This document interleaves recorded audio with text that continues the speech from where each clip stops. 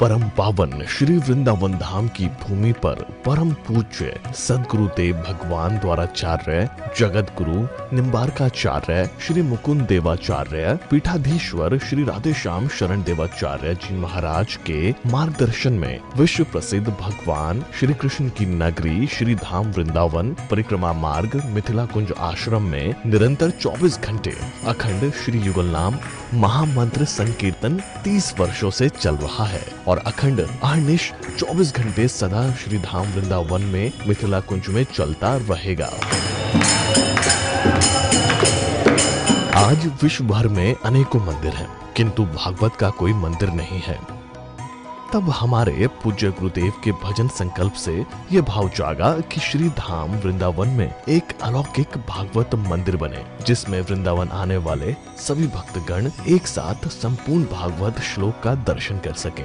सदगुरुदेव के इस भाव को साक्षात करने के लिए विश्व में प्रथम बार श्री धाम वृंदावन मिथिला कुंज आश्रम में श्रीमद् भागवत महापुराण के 18,000 श्लोक शिलालेख लिखित भव्य दिव्य श्रीमद् भागवत महापुराण मंदिर बनने जा रहा है। आप सब भी इस दिव्य भागवत मंदिर में अपना तन मन धन से सहयोग कर श्री धाम वृंदावन में अक्षय पुण्य प्राप्त करें। एक श्लोक शिलालेख की सेवा राशि मात्र 5100 रुपए है, जिसमें आपके नाम से एक श्लोक शिलालेख पर लिखा जाएगा।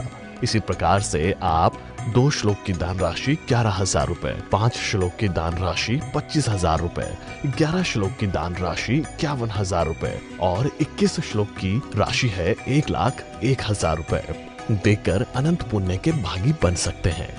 कहा गया है कलयुग केवल नाम आधारा।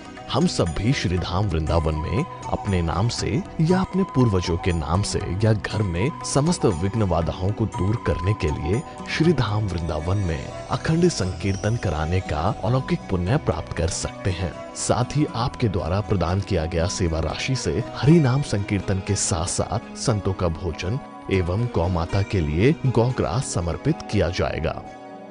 आप निम्न राशि प्रदान कर सदस्यता ग्रहण कर सकते हैं। एक दिन का संकीर्तन राशि मात्र 1,500 रुपए, एक माह का संकीर्तन राशि मात्र 15,000 रुपए, 12 माह की संकीर्तन राशि मात्र 21,000 रुपए से आपके नाम से निरंतर अखंड श्री युगल नाम हरि नाम संकीर्तन के साथ साथ साल के 12 माह में 12 दिन 12 संतों का भोजन गौग्रास आदि सेवाएं आपके मरणोपरांत भी चलते रहेंगे। अतः आप एक छोटा सा संकल्प लेकर हमसे जुड़ सकते हैं और श्री धाम वृंदावन मिथिला कुंज आश्रम में आप आजीवन सदस्य रहेंगे। आप वृंदावन में जब भी आएंगे तो आपके रहने की निशुल्क व्यवस्था रहेगी। Account number 1588500501309।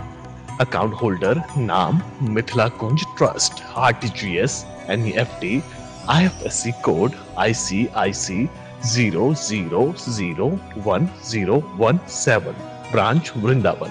Mobile number 9410810861। UPI Mithila Kunj trust @ICICI। ये संस्था 80G के अंतर्गत कर मुक्त है, जिसके द्वारा आप अपने दान पर टैक्स की छूट प्राप्त कर सकते हैं। आपके दान राशि की रसीद आपको बाय पोस्ट संस्था द्वारा भेजी जाएगी। साथ में आपको संस्था का प्रमाण पत्र भी दिया जाएगा। आइए हम सब मिलकर इस दिव्य भागवत मंदिर में अपना तन मन धन से सहयोग कर श्री धाम वृंदावन में एक अलौकिक भागवत श्लोक मंदिर का निर्माण करें। अधिक जानकारी के लिए संपर्क करें और मिथिला कुंज आश्रम से जुड़ने के लिए फेसबुक, यूट्यूब और इंस्टाग्राम मिथिला कुंज ऑफिशियल पेज को फॉलो करें।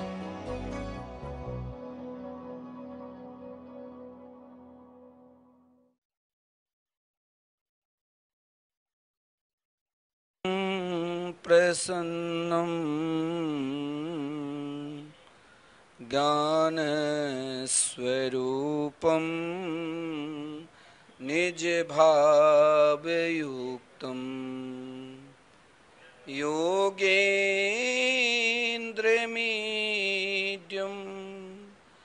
भवरोगवैद्यं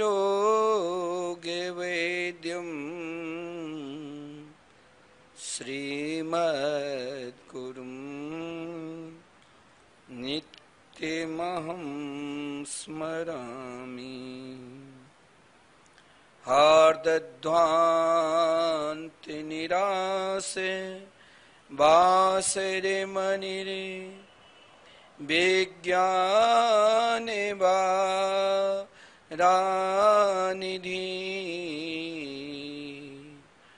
भक्ताभीष्टे सहस्रपूरणिविधो चैतन्ये चिन्तामणि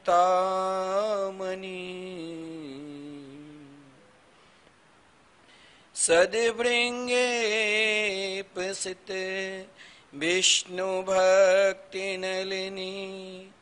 व्याकोशे हेतुदय सुस्माकं कुरुतां भवार्तिशमनं निम्बार्केणामुनि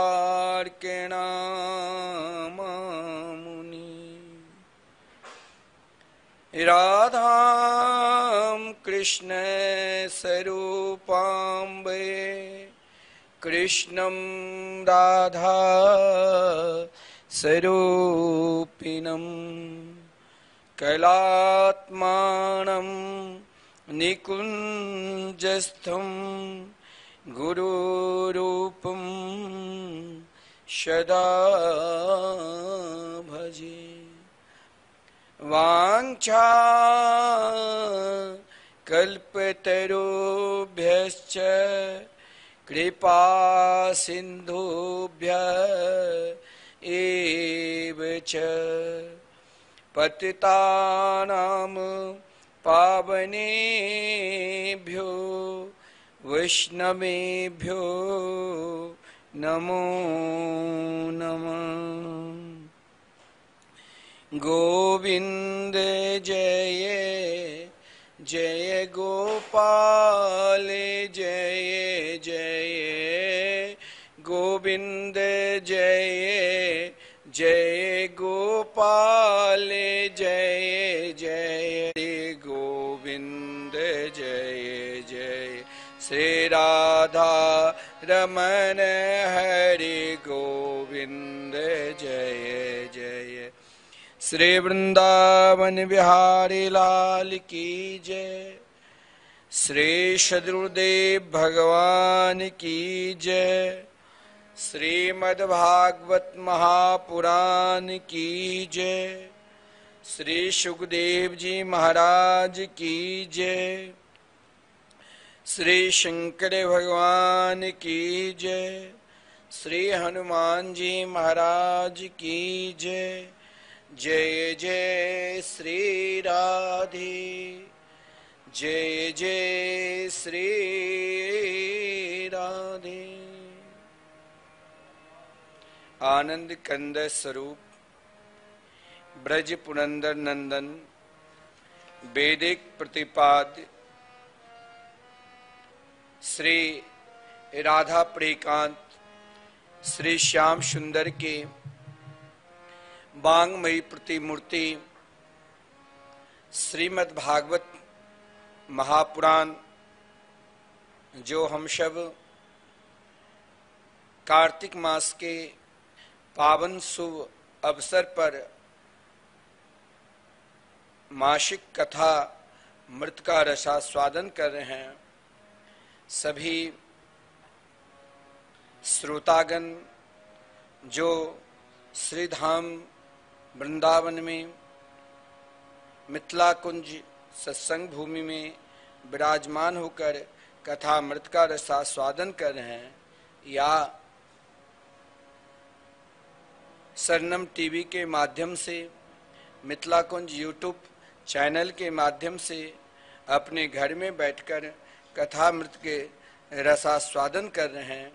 आइए हम अपने मन को भगवान श्री राधा मोहन बिहारी के पावन चरणारविंद में लगाते हुए जहाँ नित्य निरंतर 24 घंटे अहर्निशम संकीर्तन चल रहे हैं, स्वयं को अपने आप भगवान के मंगल में नाम में मन को लगाते हुए, क्योंकि इस कार्तिक मास में आपके जीवन का संपूर्ण सत्कर्म श्रेष्ठ माना गया है। चाहे आप प्रातः काल के बेला में कार्तिक स्नान करते हैं, चाहे आप तुलसी में नित्य जल प्रदान करते हैं, चाहे आप दीप जलाते हैं, चाहे आप नित्य निरंतर भगवान नाम जाप करते हैं, चाहे आप नित्य एक संत एक ब्राह्मण को नित्य जिमाते हैं, और चाहे आप नित्य हरिनाम संकीर्तन करते हैं। मैं उन भक्तों को भी बहुत बहुत धन्यवाद देना चाहता हूं जो श्री धाम वृंदावन में लगातार 30 वर्षों से संकीर्तन चल रहे हैं। कार्तिक मास के पावन शुभ अवसर पर जो भक्त श्री धाम वृंदावन में एक दिन का संकीर्तन यानी 1500 देकर एक दिन का संकीर्तन कराए, उन भक्त को भी बहुत बहुत धन्यवाद साधुवाद। जिन भक्त ने श्री धाम वृंदावन में संकीर्तन के निकट दीप दान कर रहे हैं कार्तिक मास में, उनका भी बहुत बहुत धन्यवाद। जिन भक्त श्री धाम वृंदावन में जो लगातार संत सेवा चल रहे हैं, उन संत सेवा में सहयोग किए, उनका भी धन्यवाद। जो भक्त श्री धाम वृंदावन में जो विश्व में प्रथम बार श्री धाम वृंदावन में 18,000 श्लोक श्रीमद् भागवत महापुराण के जो संपूर्ण श्लोक आप एक साथ दर्शन करेंगे, जिन भक्तों ने एक श्लोक का यानी 5100 देकर एक श्लोक का दान किया, उन भक्त को भी बहुत बहुत धन्यवाद और साधुवाद। क्योंकि हमारे शास्त्र में दान की महिमा इस कार्तिक मास में बहुत अपार कहा गया है। क्योंकि इस कार्तिक मास के दान तो वैसे आप हर मास में करते हैं, लेकिन कार्तिक मास के दान ही महादानी का उपाधि मिलता है। जैसे उपाधि प्राप्ति के लिए जिसे उपाधि मिलते उसे श्रेष्ठतम कहा गया है। जैसे कर्ण को भगवान श्री कृष्ण ने ही महादानी कर्ण कहा था, क्योंकि कर्ण नित्य स्वयं को अपने आप, चाहे उनके निकट कोई भी आ जाए, स्वयं प्राण भी मांग ले तो कर्ण तनिक भी संकोच नहीं करती थी। एक कथा आती है कि एक बार इंद्रप्रस्थ में पांडवों की सभा में श्री कृष्ण ने कर्ण की दानशीलता की प्रशंसा करने लग गए। जब क्योंकि कोई भी व्यक्ति जैसे आपने दान दिया, ऐसे ऐसे लोगों की भाव है श्री धाम वृंदावन में। क्योंकि कार्तिक मास में गौ सेवा का भी अपार महत्व है, क्योंकि कार्तिक मास में ही गौ पूजन होती है। गोपाष्टमी आने वाले हैं, तो जो व्यक्ति गोदान करते हैं या गौ की ग्रास के लिए भी या गोचर भूमि भी दान करते हैं, उसका भी बहुत श्रेष्ठ महिमा कहा गया है। देखिए, महादानी वही है जिसके हृदय में दान करने की निरंतर प्रवृत्ति बनी रही। महादानी कर्ण का संबोधन जब इंद्रप्रस्थ में पांडवों के समीप, और वो भी भगवान श्री कृष्ण के द्वारा कि पांडवों की दानशीलता की प्रशंसा स्वयं श्री कृष्ण करने लग जाए, तो अर्जुन को प्रिय लगेगा? नहीं लगेगा। अर्जुन को ये बिल्कुल अच्छा लगा ही नहीं। उन्होंने श्री कृष्ण के चरणों में प्रार्थना की, हे ऋषिकेश, धर्मराज की दानशीलता में क्या कहीं त्रुटि हुई है, जो उनके ही सभा में उपस्थित होकर आप महादानी कर्ण का संबोधन किया, कर्ण का नाम आपने महादानी के रूप में की, उनकी प्रशंसा की।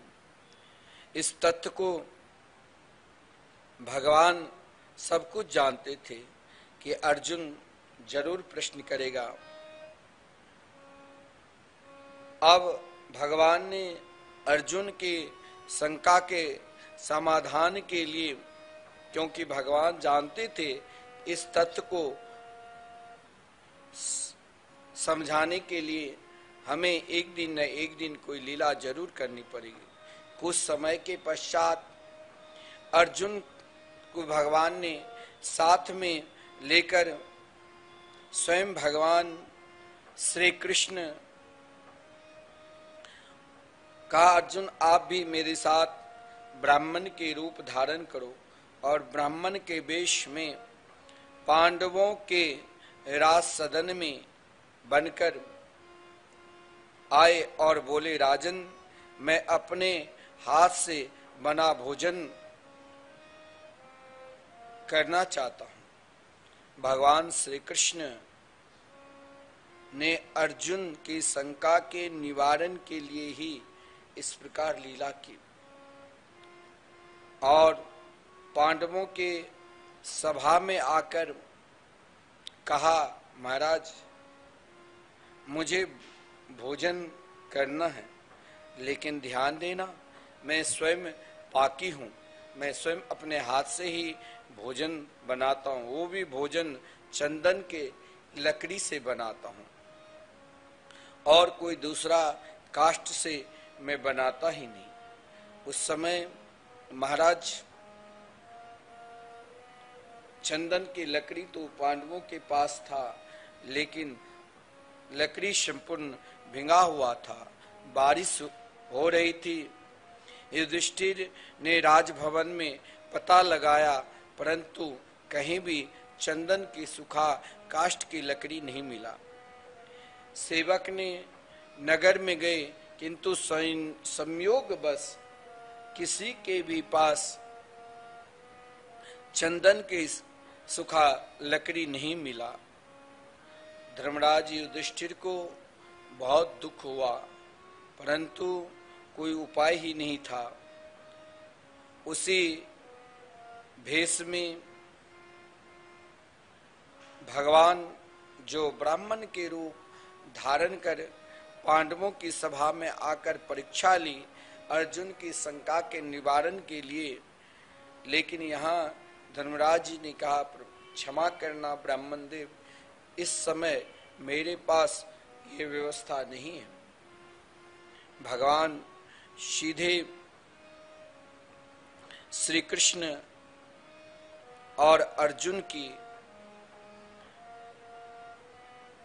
श्री कृष्ण और अर्जुन दोनों कर्ण की राजधानी पहुंचे, और वहीं बात जो भगवान ने ब्राह्मण वेश धारण कराए थे, कर्ण के राज सदन में, राज सभा में कर्ण से कहा, महाराज, कर्ण ने कहा, ब्राह्मण देव आप समय पर आए हैं, पधारे हैं, आप भोजन करिए, आप मेरे भोजन स्वीकार करिए।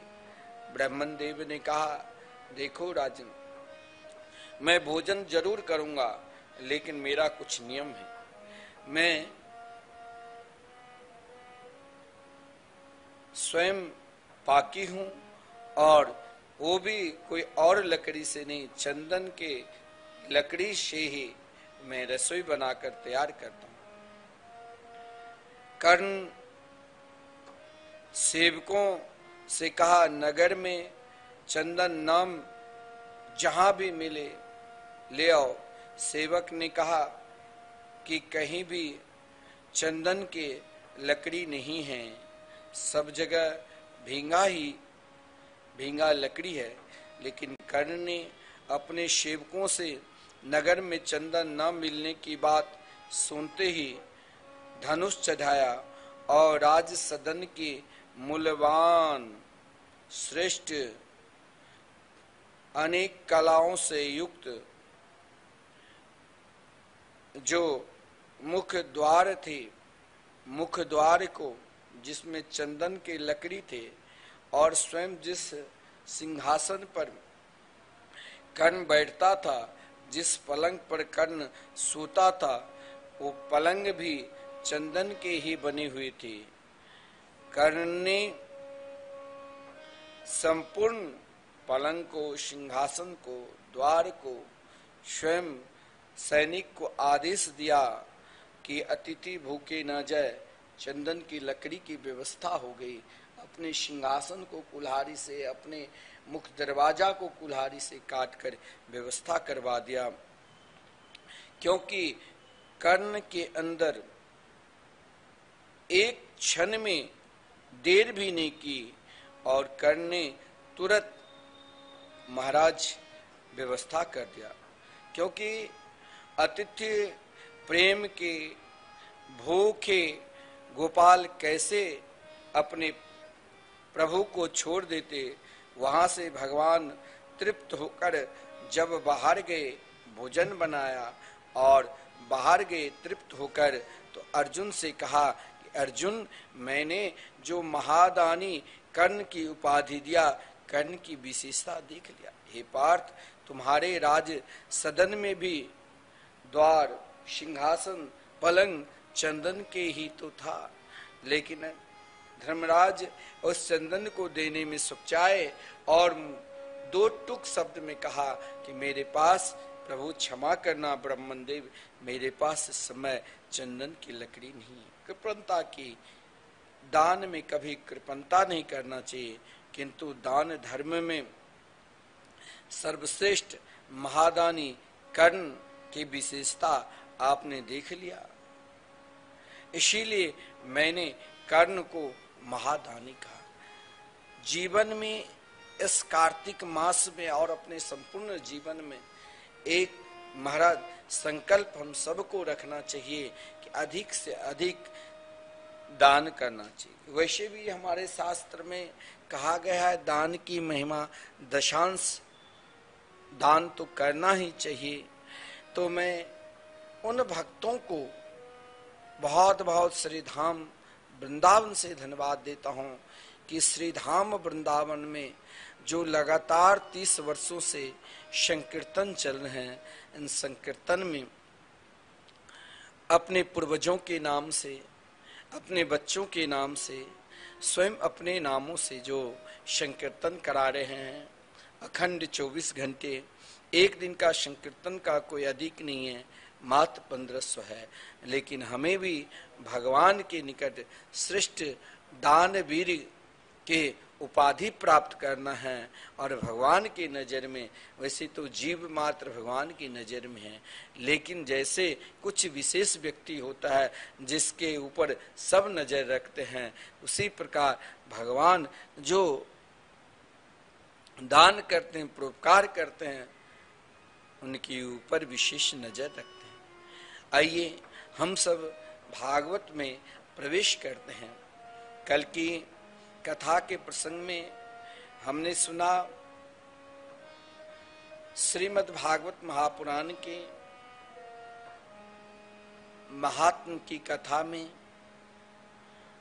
भागवत की महिमा में मंगलाचरण और सूत जी से शौनकादिक ऋषि ने प्रश्न किया कि श्री कृष्ण प्राप्ति कर्म शाश्वत साधनम तदा तद बदाधुना, कोई ऐसा उपाय बताओ जो घर और परिवार में रहकर श्री कृष्ण की प्राप्ति हो। श्री कृष्ण प्राप्ति की साधना श्रवण कर श्रीमान सूत जी ने महाराज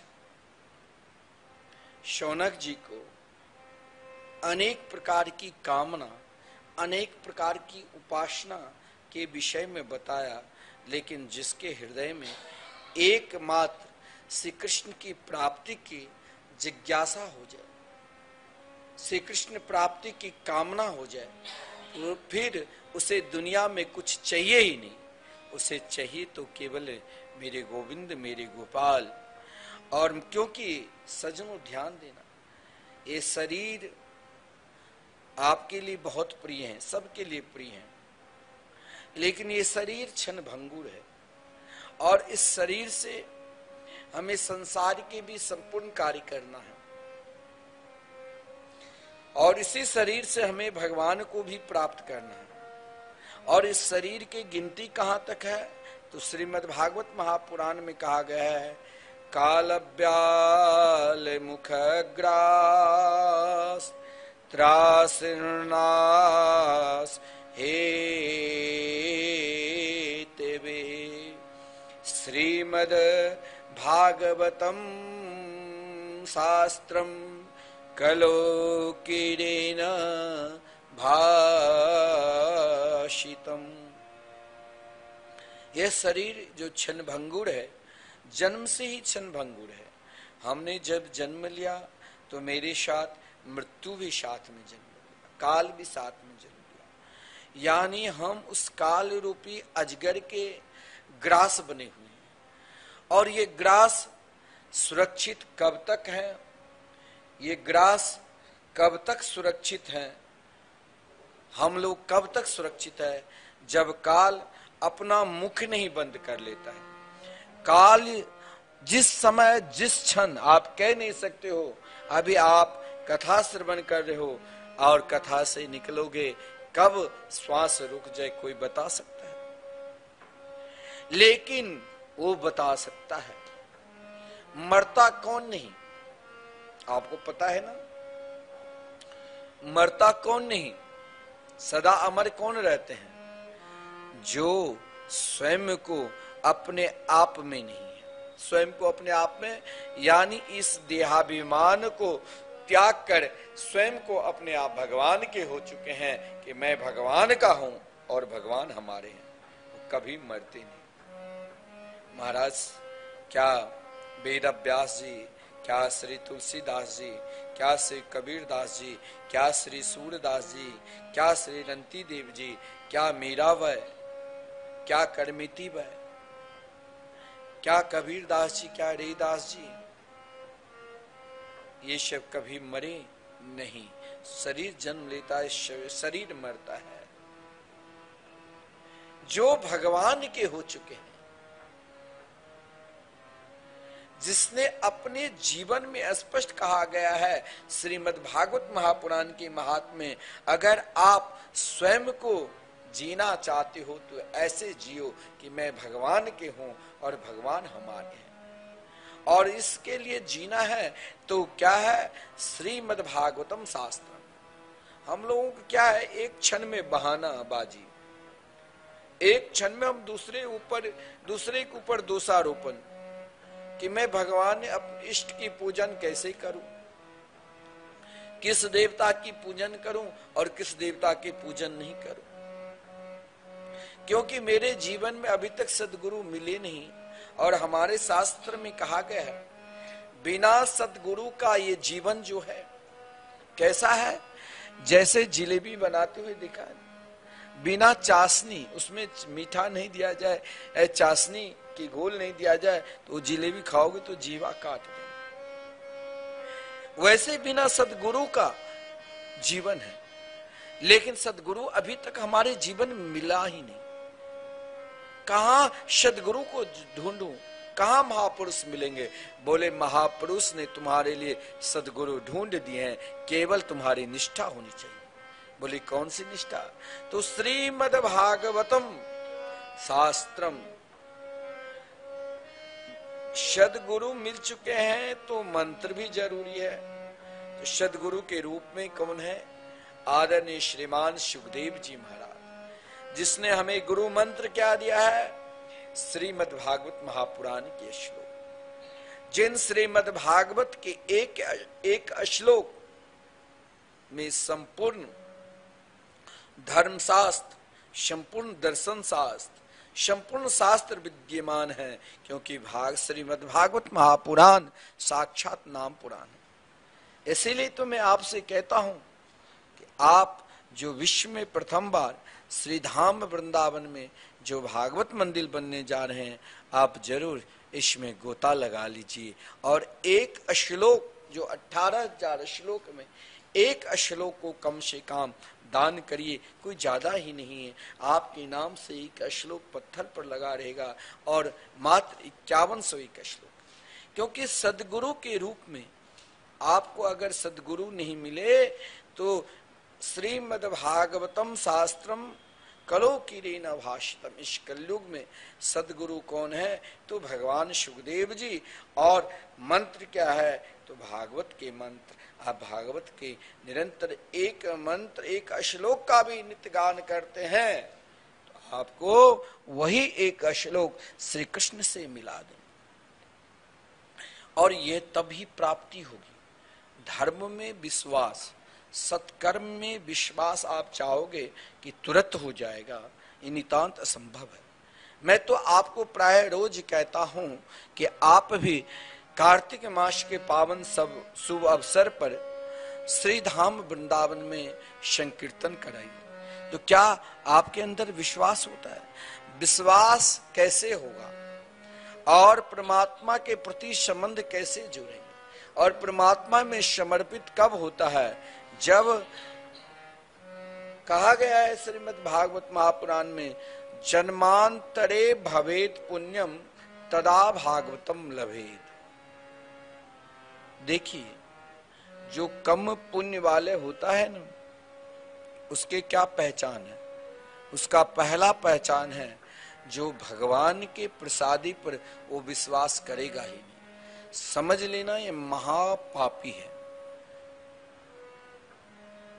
गौ माता पर विश्वास करेगा ही नहीं, भगवान नाम संकीर्तन पर विश्वास करेगा ही नहीं, संत महात्माओं पर विश्वास करेगा ही नहीं, गंगा पर विश्वास करेगा ही नहीं, भगवान नाम पर विश्वास करेगा ही नहीं, क्योंकि ये कम पुण्य वाले का पहचान है। और श्रेष्ठ पुण्य वाले कौन हैं? उनका एक जन्म का पुण्य का नहीं कहा गया है। जन्मांतरे भवेत पुण्यम तदा भागवतम लभेत। एक जन्म कौन के, जब अनेक जन्म के पुण्य एकत्रित होते हैं, उन पुण्य के फल है कि आपकी रुचि भगवान नाम संकीर्तन के प्रति है, आपकी रुचि भगवान की कथा के प्रति है, आपकी रुचि श्री धाम वृंदावन के प्रति है। ये समझ लेना, ये पुण्य के फल है। ये कोई आप सोच लेना कि ये आपका अपना मन से, अगर आप श्री धाम वृंदावन आए हो और श्री धाम वृंदावन में जो निरंतर अखंड संकीर्तन चल रहे हैं, यह श्री अखंड संकीर्तन में समर्पित हो, तो ये आप इनको साधारण मानना है। ये आपका पुण्य का फल है। देखिए, महाराज परीक्षित अपने जीवन में, हमारे जीवन में हम पकड़ते हैं संसार की वस्तु के, पकड़ो ऐसा नहीं है, लेकिन उसमें त्याग भी रखो। महाराज परीक्षित तो संपूर्ण पृथ्वी के सम्राट थे, लेकिन जब उनके हृदय में श्री कृष्ण प्रेम के उस सरोवर में डूब गए, तो ऋषि तो एक बहाना था, श्राप तो एक बहाना था, और महाराज श्रृंगी ऋषि के द्वारा प्राप्त श्राप तो बहाना था। महाराज परीक्षित को तो श्री कृष्ण की प्राप्ति करना है। इसीलिए महाराज संसार में आप देखिए, वृंदावन आए हो ना, कल्पवास कर रहे हो ना, और इस कल्पवास में आकर आपका मन बुरा नहीं मानना। 24 घंटे में घर कितने घंटे भेज देते हो? 18 घंटे। मंदिर में भी जाते हो तो पहले परिवार वाले को देखो, अभी मैं मंदिर घूम रहा हूँ, अभी मैं अमुक धर्मशाला में ठहरा हूँ, अमुक होटल में ठहरा हूँ, अमुक आश्रम में ठहरा हूँ।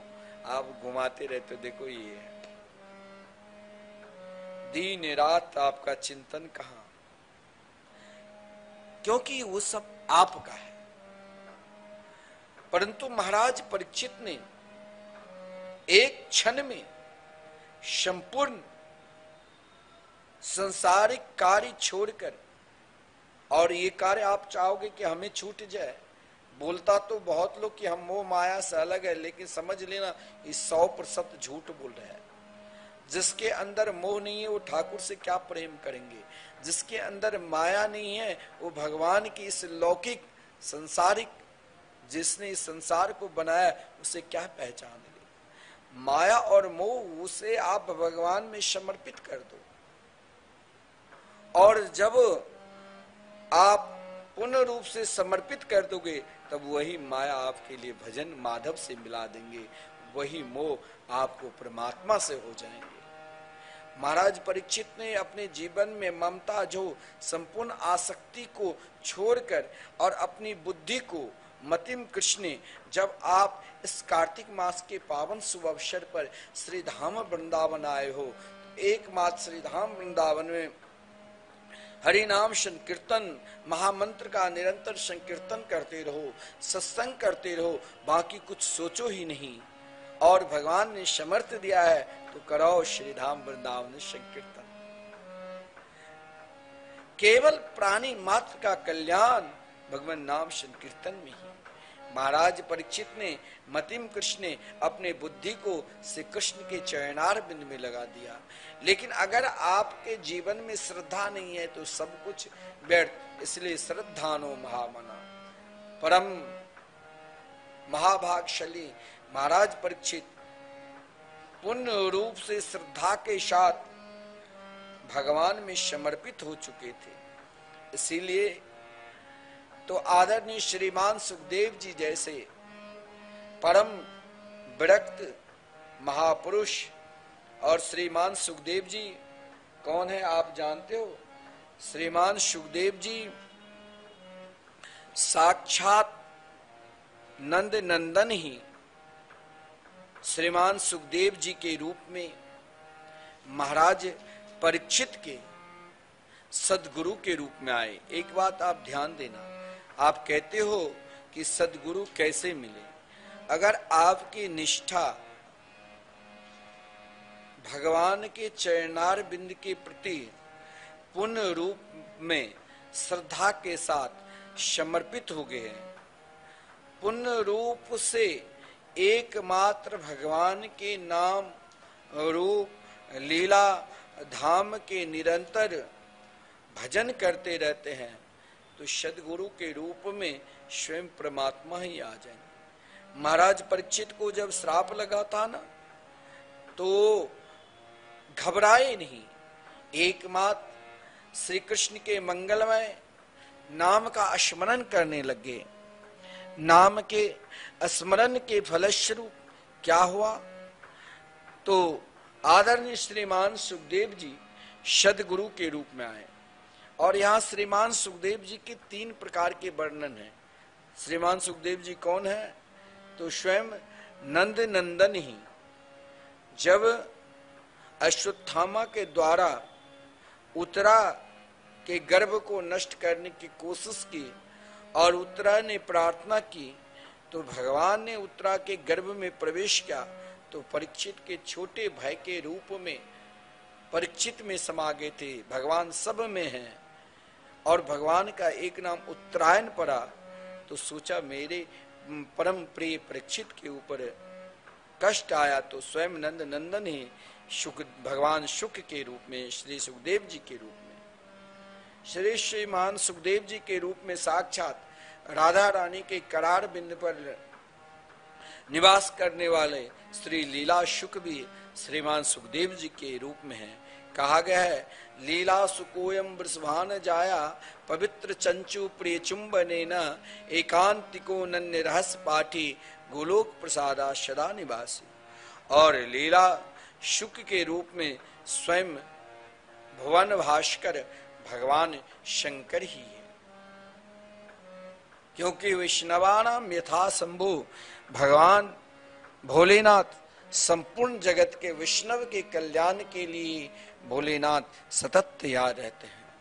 और जब महाराज परीक्षित को श्राप लगा, तो महाराज परीक्षित सीधे अपने गुरुदेव के शरण में गए और आदरणीय श्रीमान सुखदेव जी ने महाराज परीक्षित को वो मंत्र प्रदान करने वाले थे। कौन? तो श्रीमद् भागवत महापुराण। जिस समय श्रीमद् भागवत महापुराण की कथा श्रवण करा रहे थे, उसी समय ठीक उसी घड़ी संपूर्ण देवता ने अपने अपने विमान पे आरूढ़ होकर बैठकर हाथ में अमृत के कलश लेकर उपस्थित हो गए और उपस्थित होकर देख लीजिए कितना उत्साहित था। जो आदरणीय श्रीमान सुखदेव जी के चरणों में प्रणाम तक नहीं किया, सीधे सबके सब हाथ जोड़कर कहने लग गए कि महाराज, आप जो अमृत महाराज परीक्षित को प्रदान कर रहे हैं, वही अमृत आप हमें प्रदान कर दो। हम इस अमृत को लेकर स्वर्ग लोक जाऊंगा। आदरणीय श्रीमान सुखदेव जी ने कहा कि इस अमृत को लेकर तेरे पास तो पहले से ही अमृत है, ध्यान देना, अमृत तो तुम्हारे पास ही है, तो इस अमृत को तुम पान करके क्या कर लोगे? बोले प्रभु, मैं भी जानता हूं, मेरे पास जो अमृत है, यह अमृत भी मुझे बहुत परिश्रम से मिला। स्वर्ग का अमृत का भी महत्व है। स्वर्ग के अमृत प्राप्ति के लिए देवता और असुर में देवासुर संग्राम हुए। स्वयं वासुकीनाग और मंदरगिरी पर्वत, मंदराचल पर्वत को जहां रही और वासुकी नाग को ऋषि बनाकर समुद्र मंथन हुआ था। अनेक प्रकार के 14 प्रकार के रत्नों में महत्वपूर्ण रत्न अमृत निकला था, जिसे प्राप्त के लिए देवता भी तरस रहे थे और दैत्य भी। दोनों में भयंकर युद्ध हुआ, देवासुर संग्राम।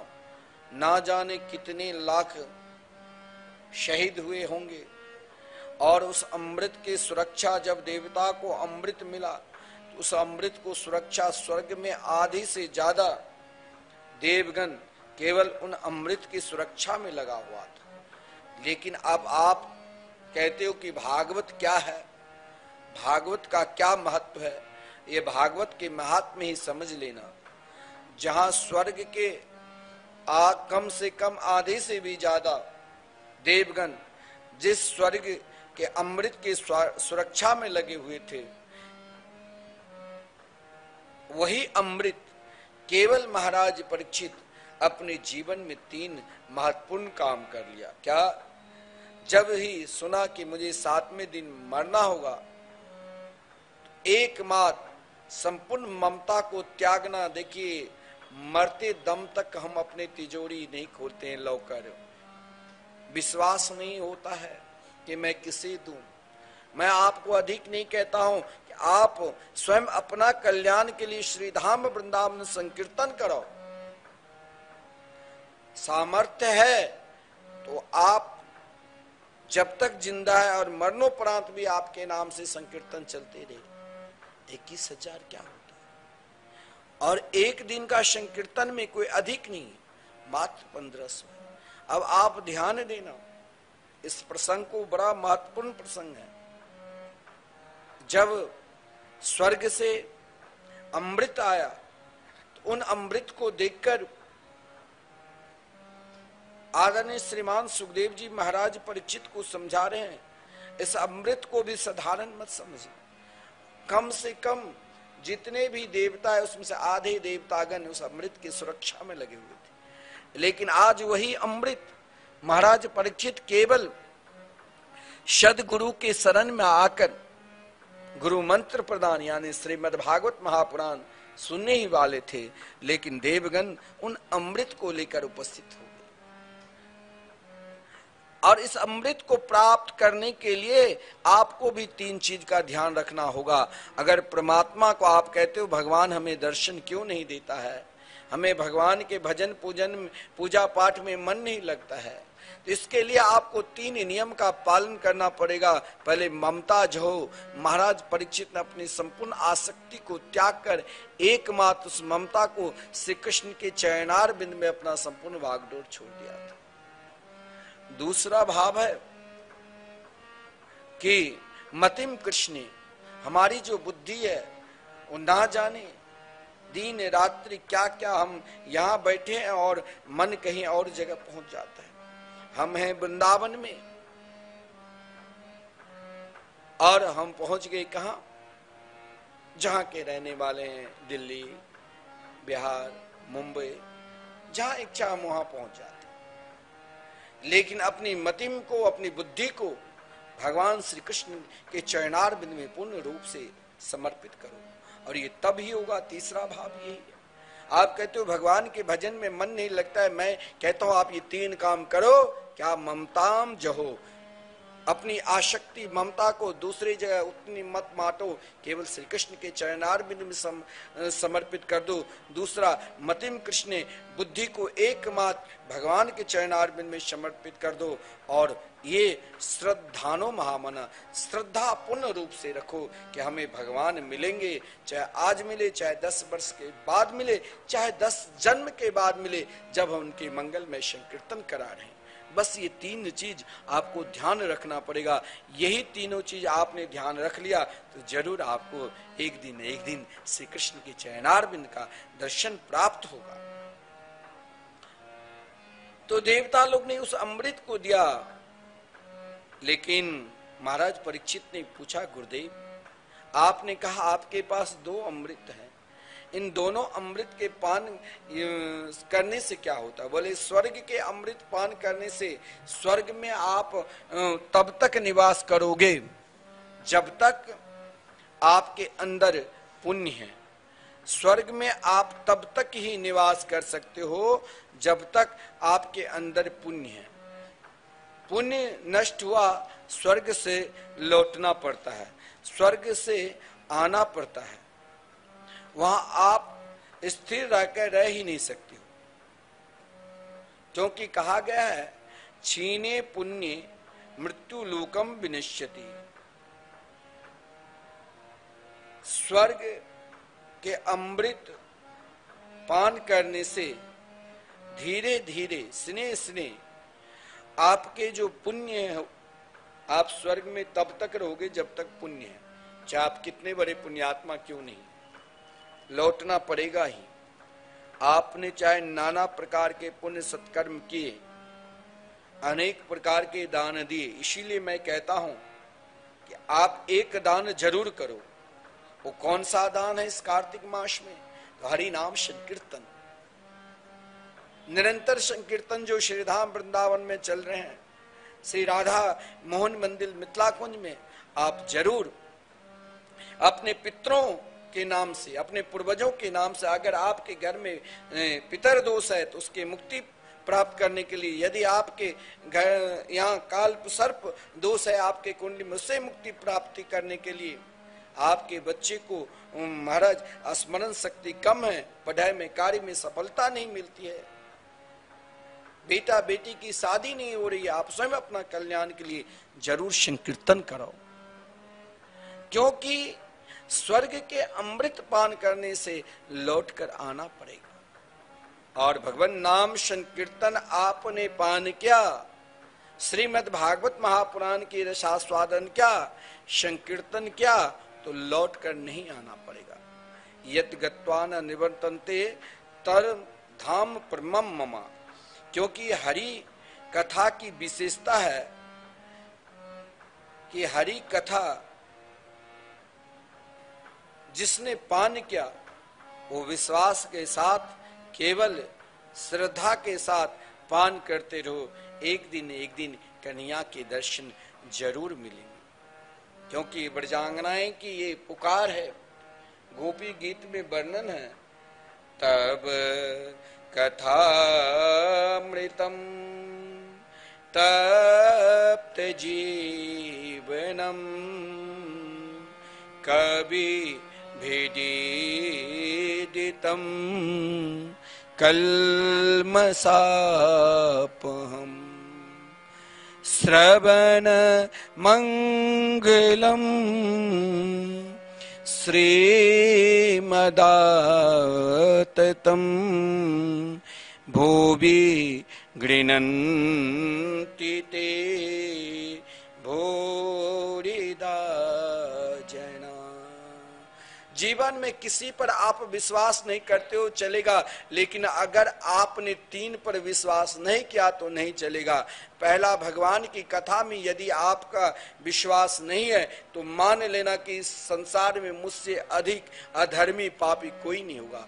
दूसरा, हरि नाम संकीर्तन में, भगवान नाम संकीर्तन में आपका विश्वास नहीं है तो समझ लेना मेरे उद्धार के लिए कोई मार्ग भी नहीं है।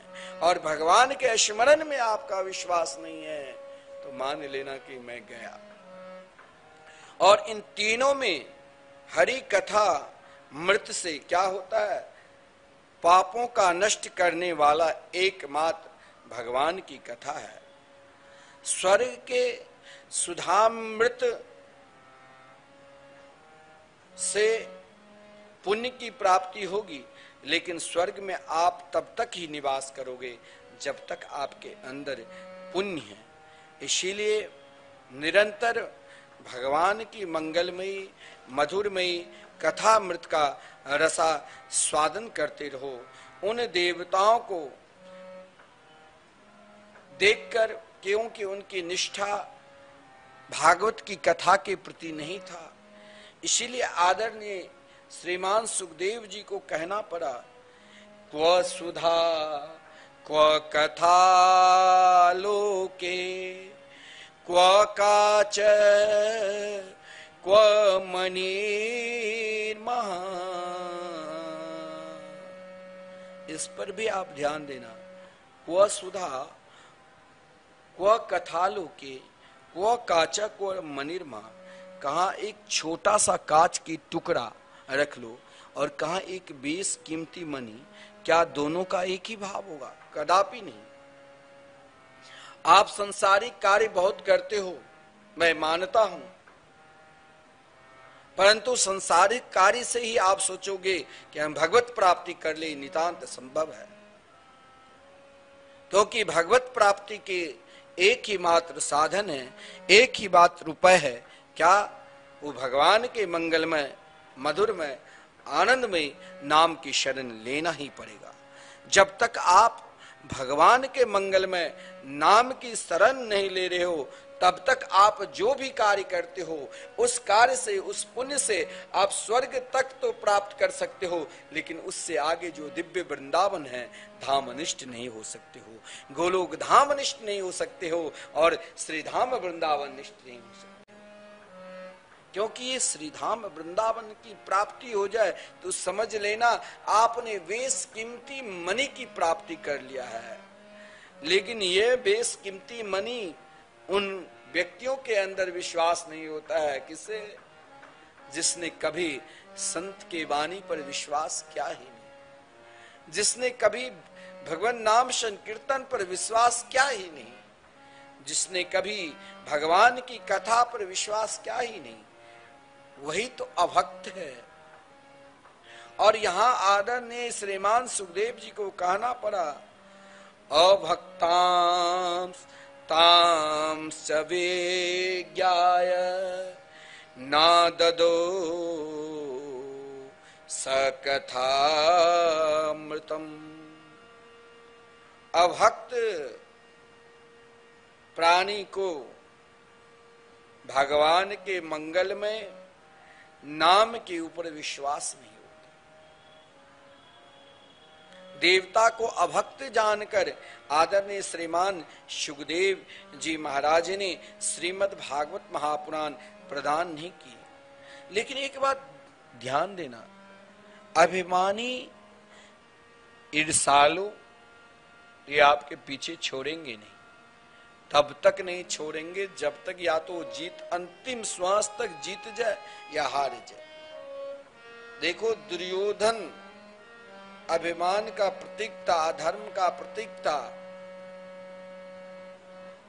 और दुर्योधन ने तब तक लड़ता रहा पांडवों के साथ जब तक वो मर नहीं गए।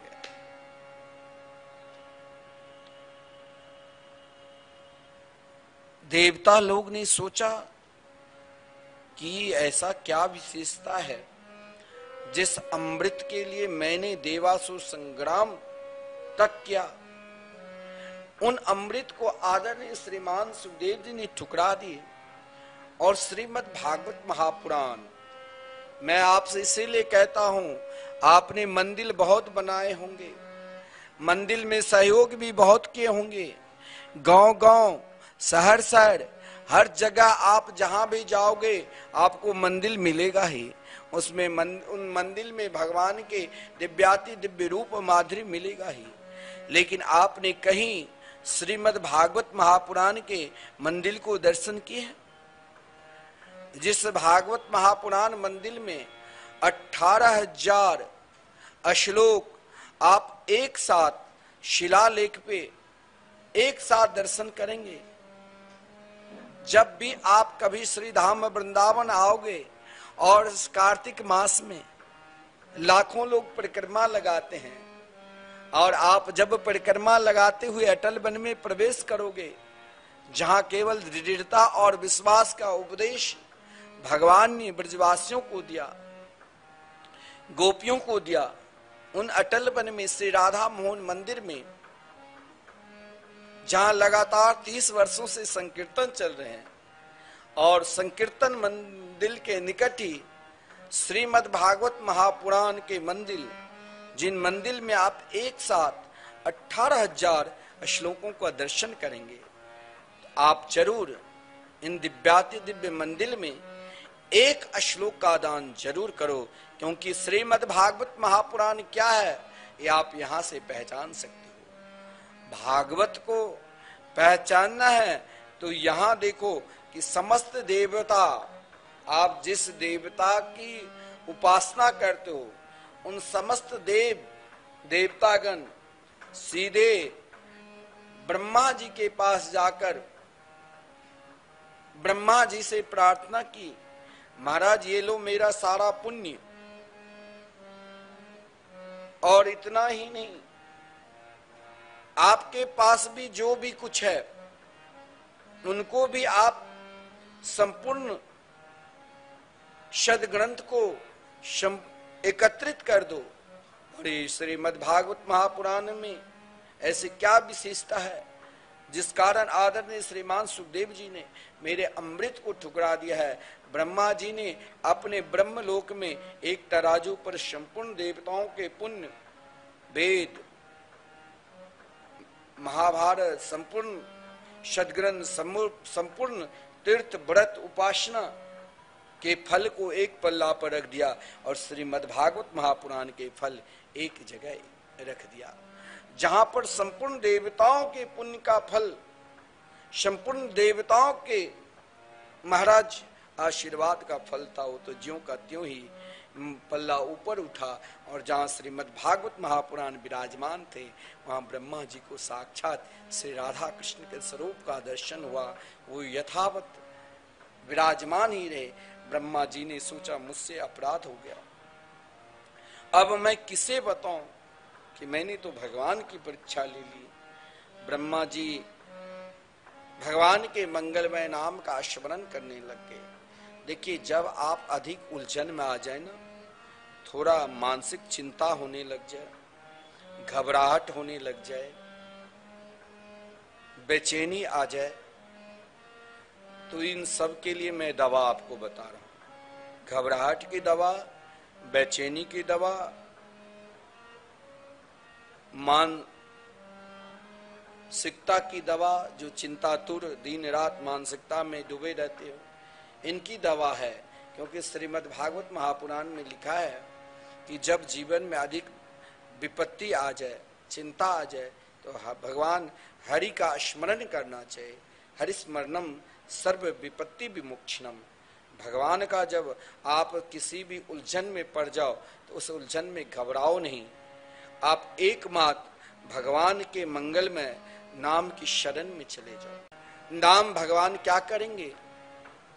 जो आपके संपूर्ण उलझन को समाप्त कर अपने रूप से मिला देंगे, अपने स्वरूप से मिला देंगे।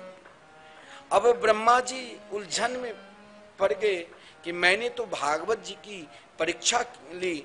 उसी समय देवर्षि नारद जी बीना बजाते हुए हरि का गुण गाते हुए ब्रह्मा जी के निकट आए और ब्रह्मा जी को उलझन को देखकर देवर्षि नारद जी तानपुरा लेकर संकीर्तन करने लगे। मैंने कहा कि इन दवाओं को आप नोट कर लेना। यदि आप अधिक उलझन में पड़े हो, मानसिक चिंता है, मन बेचैनी है, कहीं मन नहीं लगता है और कोई दुख आ चुका है, उन संपूर्ण बीमारी की एक ही दवा है, क्या? हरिस्मरणम सर्व विपत्ति विमुक्षिणम। उसी समय आप भगवान के स्मरण करने लग जाओगे तो रोग अपने निरोगी बन जाओगे, रोग मुक्त हो जाओगे। ब्रह्मा जी कुछ ही देर चिंतातुर में था। देवर्षि नारद जी ने आकर कहा, आप भगवान के मंगलमय नाम के स्मरण करो।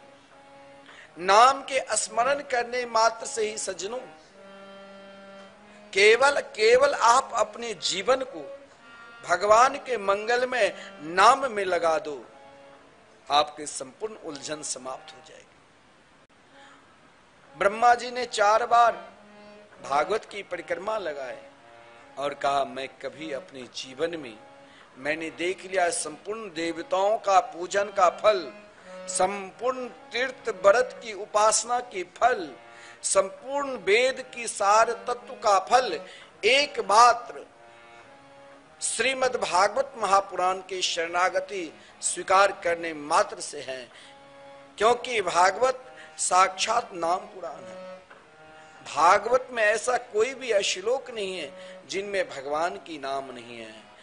इसीलिए सज्जनों, मैं आपसे बार बार कहता हूं कि आप स्वयं को भगवान के मंगलमय नाम में समर्पित हो जाओ, संकीर्तन करने लग जाओ, क्योंकि इस कलिकाल में भगवान के मंगलमय नाम से सर्वोपरि कुछ है ही नहीं। यद्यपि देवर्षि नारद जी ब्रह्मा जी से ही श्रीमद् भागवत महापुराण की प्राप्ति किया, लेकिन विधि विधान पूर्वक देवर्षि नारद जी ने शनकादिक के द्वारा संपूर्ण श्रीमद् भागवत महापुराण की रसा स्वादन की, क्योंकि संत निरंतर एक ही प्रयास में रहते हैं। संत का प्रयास क्या है?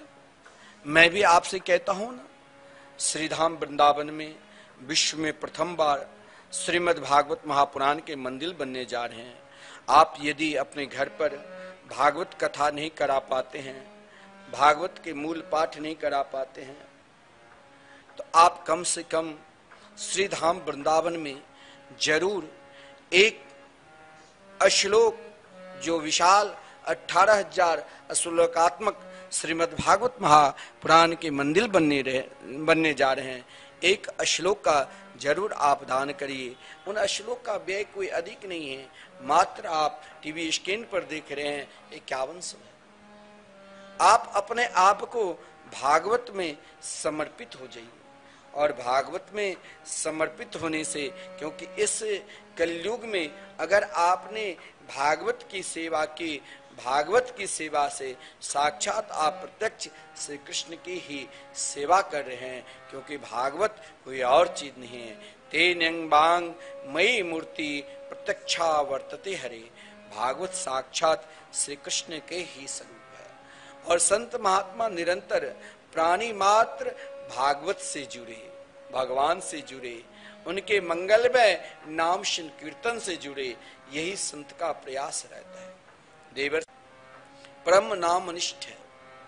श्रेष्ठतम नाम निष्ठ में देवर्षि नारद जी के, श्री व्यास जी के, श्री वाल्मीकि जी के,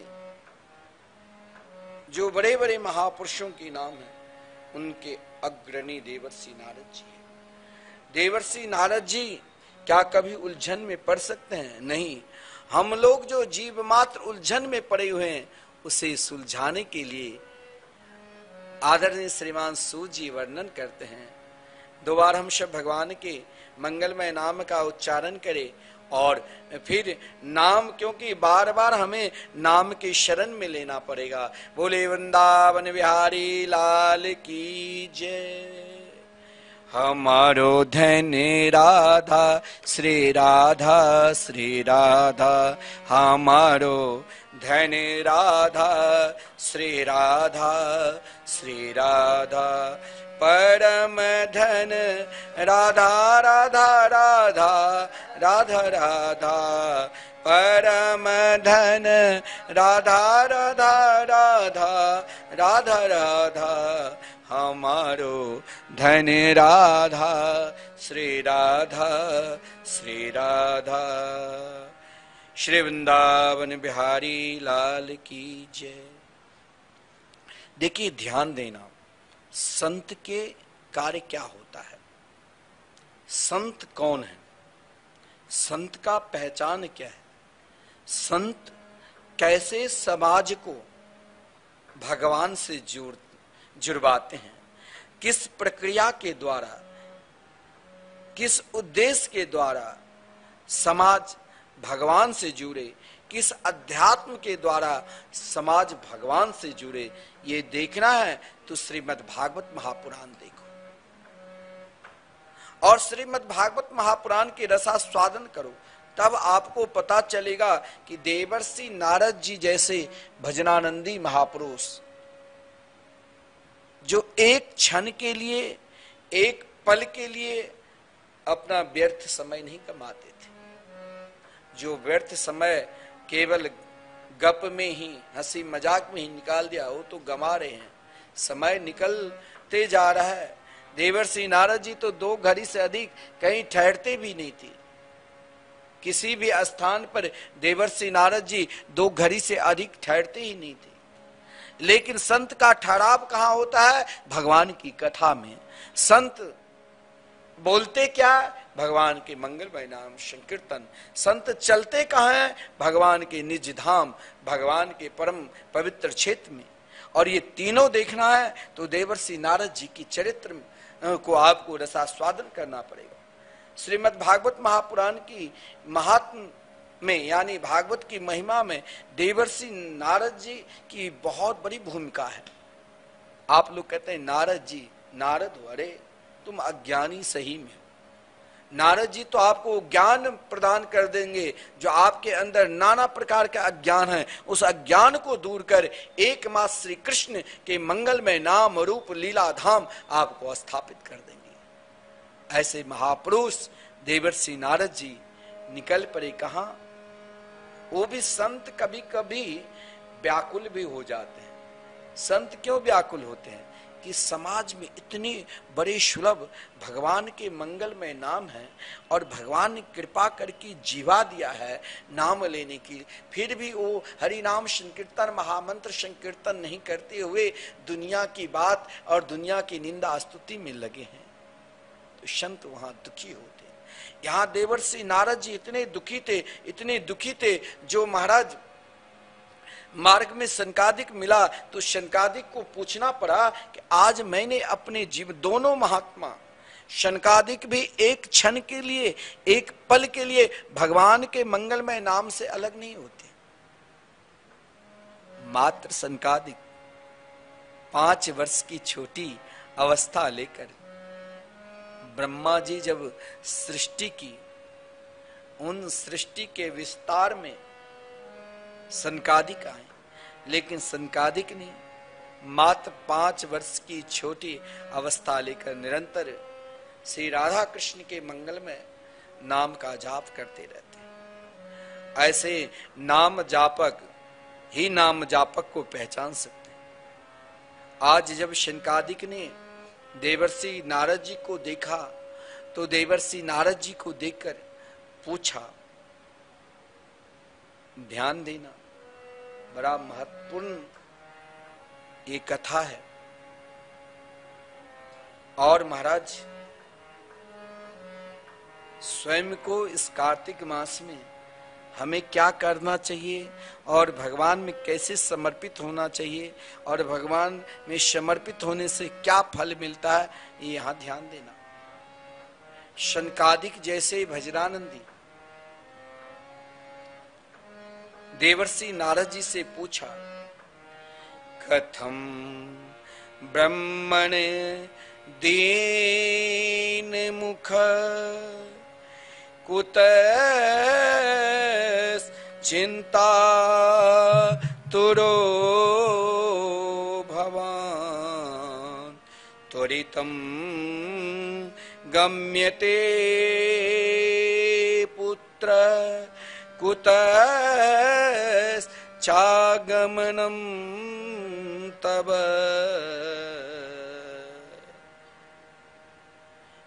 एक समय की ये घटना है, बात है कि जब दोनों संत का मिलन एक ही जगह हुआ, बद्रीनाथ धाम में। शनकादिक चारों भाई निरंतर बद्रीनाथ धाम में सत्संग करते थे और उसी सत्संग की इच्छा लेकर विचरण करते रहते थे कि कहाँ ध्यान, भजन, पूजन आदि निरंतर एकांत में करूं, और सत्संग का भाव लेकर एकांत में विचरण करते हुए निरंतर भगवान के मंगलमय नाम का स्मरण करते थे। उसी समय मार्ग में बीना बजाते हुए, हरि का गुण गाते हुए देवर्षि नारद जी का दर्शन हुआ। दोनों संतों का मिलन अलौकिक है। देवर्षि नारद जी ने पूछा कि महाराज, कथम ब्रह्मन दीनमुखा, आज मैंने एक नाम जापक महात्मा को देख रहा हूं कि ये नाम जापक महात्मा भी उदास, और ऐसा उदास नहीं बोलना पड़ा कि आपका मुख आज लटका क्यों है। 4 प्रश्न किए कि मुख उदास क्यों है, लटका क्यों है। दूसरा कहा, कुतः चिंता तुरो भवन, आज आप केवल मुख उदास करके ही नहीं बैठे है महाराज, आज आप तो लगता है बहुत चिंतातुर हैं। त्वरितम गम्यते कुत्र, भागे भागे आप कहां से आ रहे हैं और कहां जाना चाहते हैं, क्योंकि आपका मुख कमल तो ऐसे लग रहा है जैसे कोई महाकृपण व्यक्ति को एकाएक धन नष्ट हो जाए, धन चला गया हो, वैसे ही आज आपका रूप देख रहा हूं। गत वित्तो यथा जन, शनकादिक ने पूछा, तुम्हारा क्या कोई धन चला गया है? क्योंकि जिस प्राणी के धन छीन लिया जाए, धन नष्ट हो जाए, उनका ही ये रूप रहता है। संत महापुरुष के पास तो ऐसे धन है जिस धन को केवल वही समझता है, जिस धन को केवल वही पहचान सकता है जो निरंतर उस धन को एकत्रित करते हैं। कौन सा धन? तो भगवान नाम, भगवान नाम संकीर्तन। संत के पास और क्या धन है? आपने आश्रम में, यहाँ तो आश्रम सब में भक्त लोग अपना कमरा बनाते हैं, वो आते हैं, ठहरते हैं, जब चले जाते हैं और भी कोई भक्त आते हैं। संत के लिए और क्या है? कोई भक्त एक छोटी सी कुटिया बना दिया है, कमरा बना दिया है, उसमें भजन करते रहते हैं। और तो सर जो भी बनाए भक्त लोग बनाए। लेकिन महाराज, संत के पास एक जो धन है, वो धन हर हमेशा बांटते रहते हैं। जैसे आपको मैं कहता हूं कि श्री धाम वृंदावन में इस कार्तिक मास के पावन शुभ अवसर पर जो ये धन इतना बांट चुका हूं, जो आपको मैं क्या बताऊं। और नित्य ये धन लोग ले रहे हैं, और धन ले रहे हैं कौन सा धन? जो निरंतर लगातार 30 वर्षों से 24 घंटे अहर निशम संकीर्तन चल रहे हैं। राधे कृष्ण कृष्ण कृष्ण राधे राधे, राधे श्याम श्याम श्याम राधे राधे। इन संकीर्तन को वही इस धन को ले रहा है जो वाकई में चाहते हैं कि मेरे पास कभी धन नष्ट ही ना हो। नहीं, अभी आप भजन सुने, हमारो धन राधा से राधा से राधा, परम धन राधा से राधा से राधा। ये आपका परम धन है। क्या? तो लगातार 30 वर्षों से संकीर्तन चल रहे हैं और इन संकीर्तन में आप अपने पूर्वजों के निमित्त, पितरों के निमित्त संकीर्तन करा रहे हैं। और इस कार्तिक मास में, जिस कार्तिक मास में संपूर्ण देवता पृथ्वी लोक में तीर्थ स्थान में आकर आशीर्वाद देते हैं जीव मात्र, और इस कार्तिक मास में आप श्री धाम वृंदावन में 24 घंटे संकीर्तन करा रहे हैं। जिन संकीर्तन कराने का कोई अधिक शुल्क नहीं है, केवल मात्र 1500, जिनमें माइक की व्यवस्था है, संकीर्तन कर रहे हैं संत महात्मा, और इन धन को लोग लूट रहा है, 30 वर्षों से लूट रहे हैं।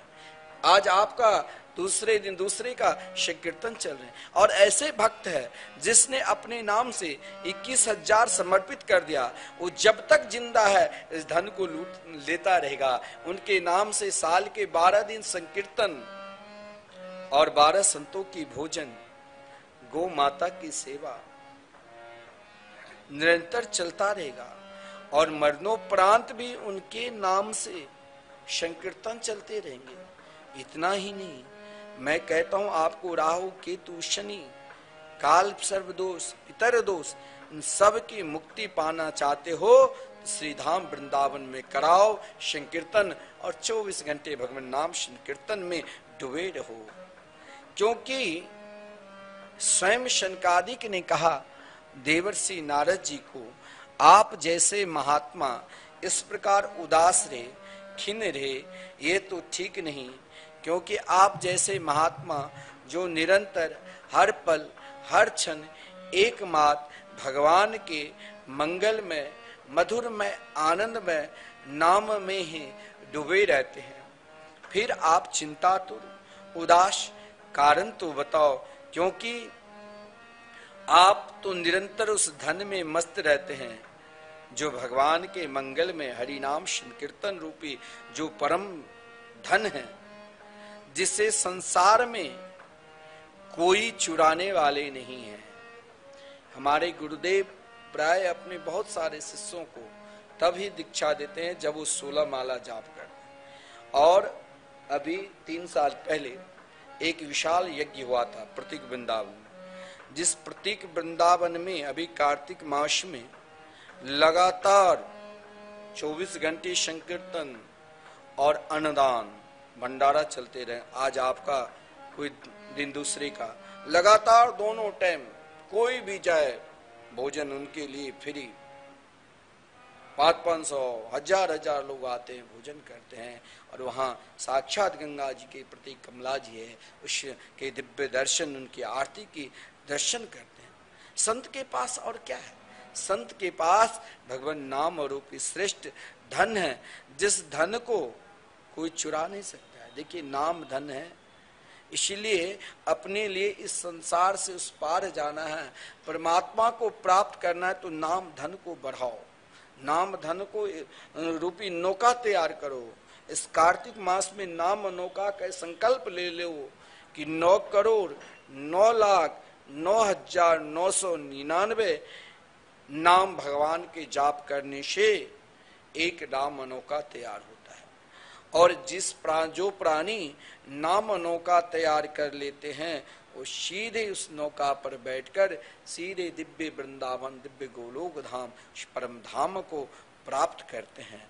क्योंकि इस नाम रूपी नौका को ना कोई तोड़ सकता है, क्योंकि नाम धन जो है इसे ना कोई चोर चुरा सकता है, और ना किसी का डर है, ना भय है, क्योंकि ये नाम धन ही ऐसा है कि संसार में कोई चुराने वाले नहीं है, जिसकी कोई किसी भी प्रकार की आपको चिंता की आवश्यकता ही नहीं है। फिर भी शनकादिक ने देवर्षि नारद जी को देखकर कहा, हे देवर्षि नारद जी, तुम तो ऐसे वीतराग और मुक्त संग हो कि दुनिया में अपने लिए, संसार में देवर्षि नारद जी अपने लिए कहीं कोई आश्रम नहीं बनाया। अगर ध्रुव जी को या प्रहलाद जी की माँ को 100 वर्ष तक भागवत धर्म के उपदेश भी दिया तो गिरिराज जी के पावन तलहटी में नित्य गिरिराज जी की परिक्रमा करते हुए, और गिरिराज जी के पावन तलहटी पे देवर्षि नारद जी की कुंड है, जहाँ एक सुंदर दिव्य पंच वृक्ष है।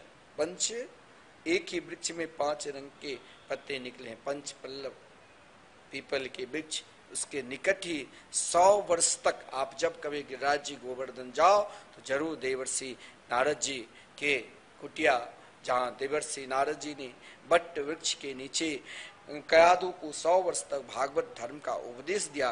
क्योंकि संसार में स्वयं शनकादिक ने कहा, आपके पास तो महाराज कहीं आप छोटी सी कोई झोपड़ी भी नहीं बनाए, क्योंकि 2 घड़ी से अधिक आप तो कहीं ठहरते ही नहीं। आप तो रमते राम महात्मा हैं, रमते राम होकर हर हमेशा भगवान के मंगल में नाम रूप लीला धाम की चिंतन करते रहते हैं। फिर भी आप जैसे महात्मा इस प्रकार उदास हो, चिंतातुर हो, तो नोचितम बद कारणम, आप अपना कारण तो बताओ, कारण क्या है। देखिए तीर्थों की महिमा कहाँ पर है।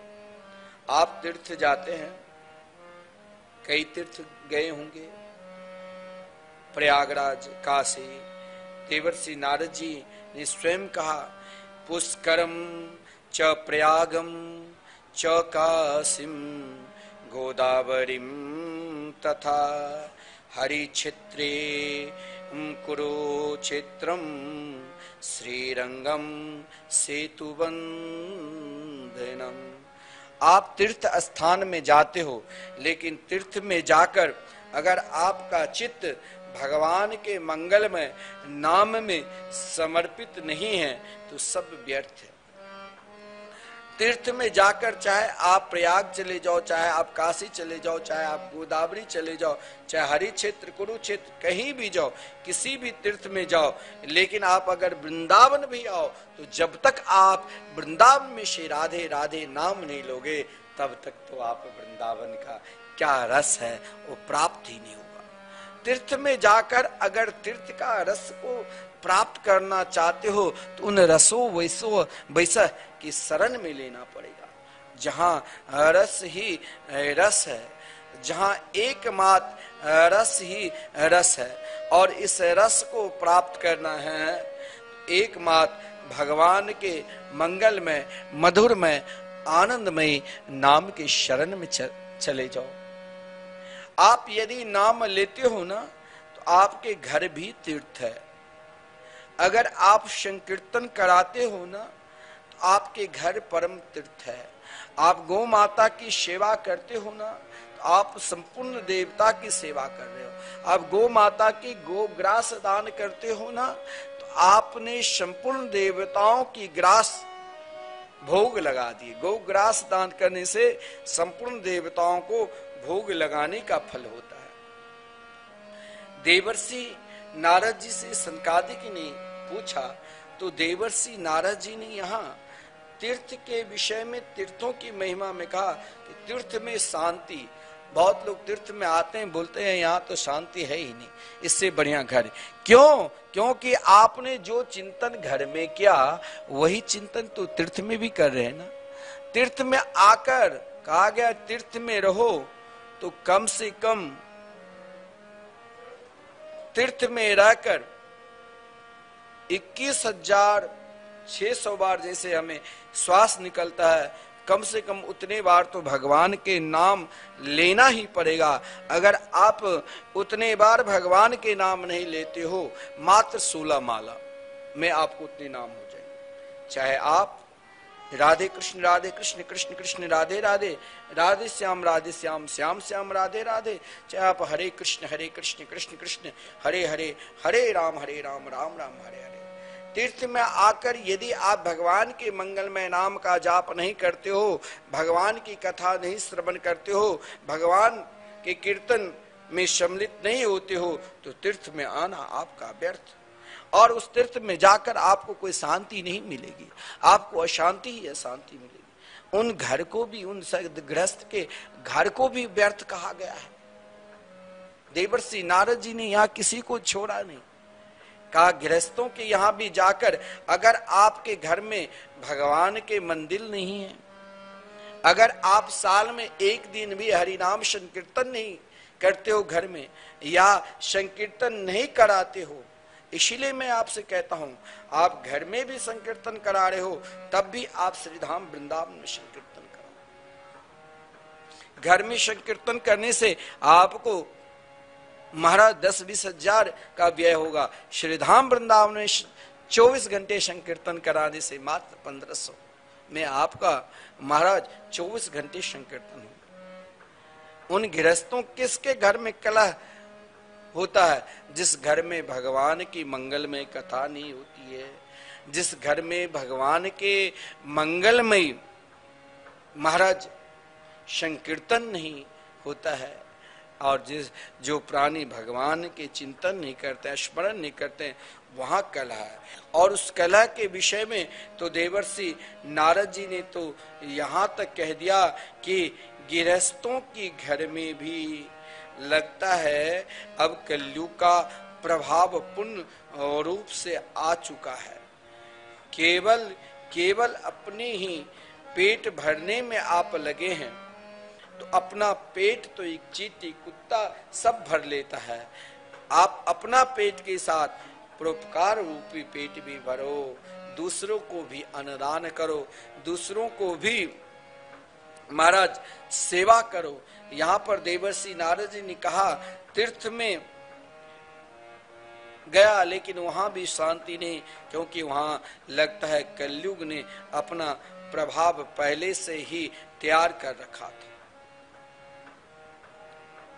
गृहस्थों के यहाँ भी गया तो वहां भी भगवान नाम सुन के मैंने कहा आप चाहते हो कि मेरे घर में सदा शांति सुख बनी रहे, किसी भी प्रकार के तंत्र मंत्र का प्रभाव ना आवे, तो आप एक काम जरूर करना, आप कम से कम 24 घंटे में 1 घंटा नित्य हरि नाम संकीर्तन घर में कराना प्रारंभ कर दो, और उसकी आप स्वयं फल देख लेना, उसका फल क्या होगा।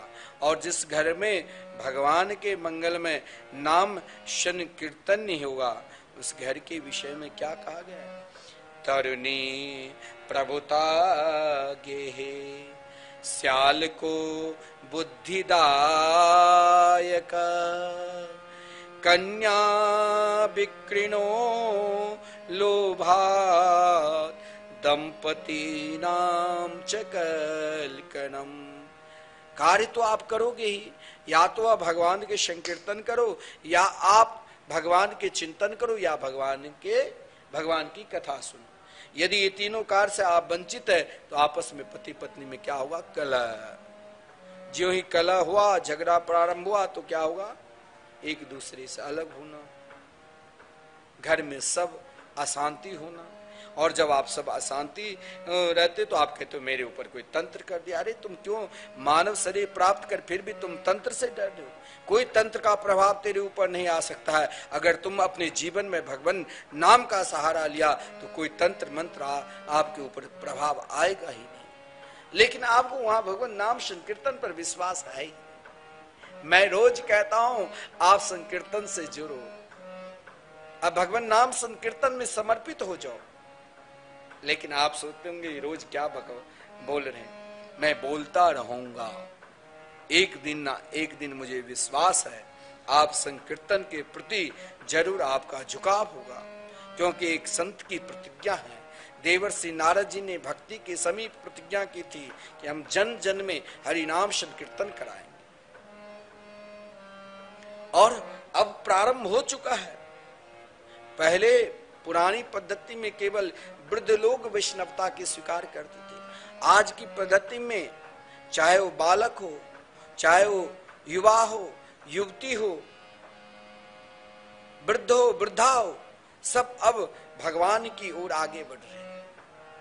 अरे हम भी तो बाल्य अवस्था में मात्र 6 वर्ष की छोटी अवस्था में श्री धाम वृंदावन के प्रति पूर्ण रूप से समर्पित हो गए और संत बनकर आज महाराज धाम निवास कर।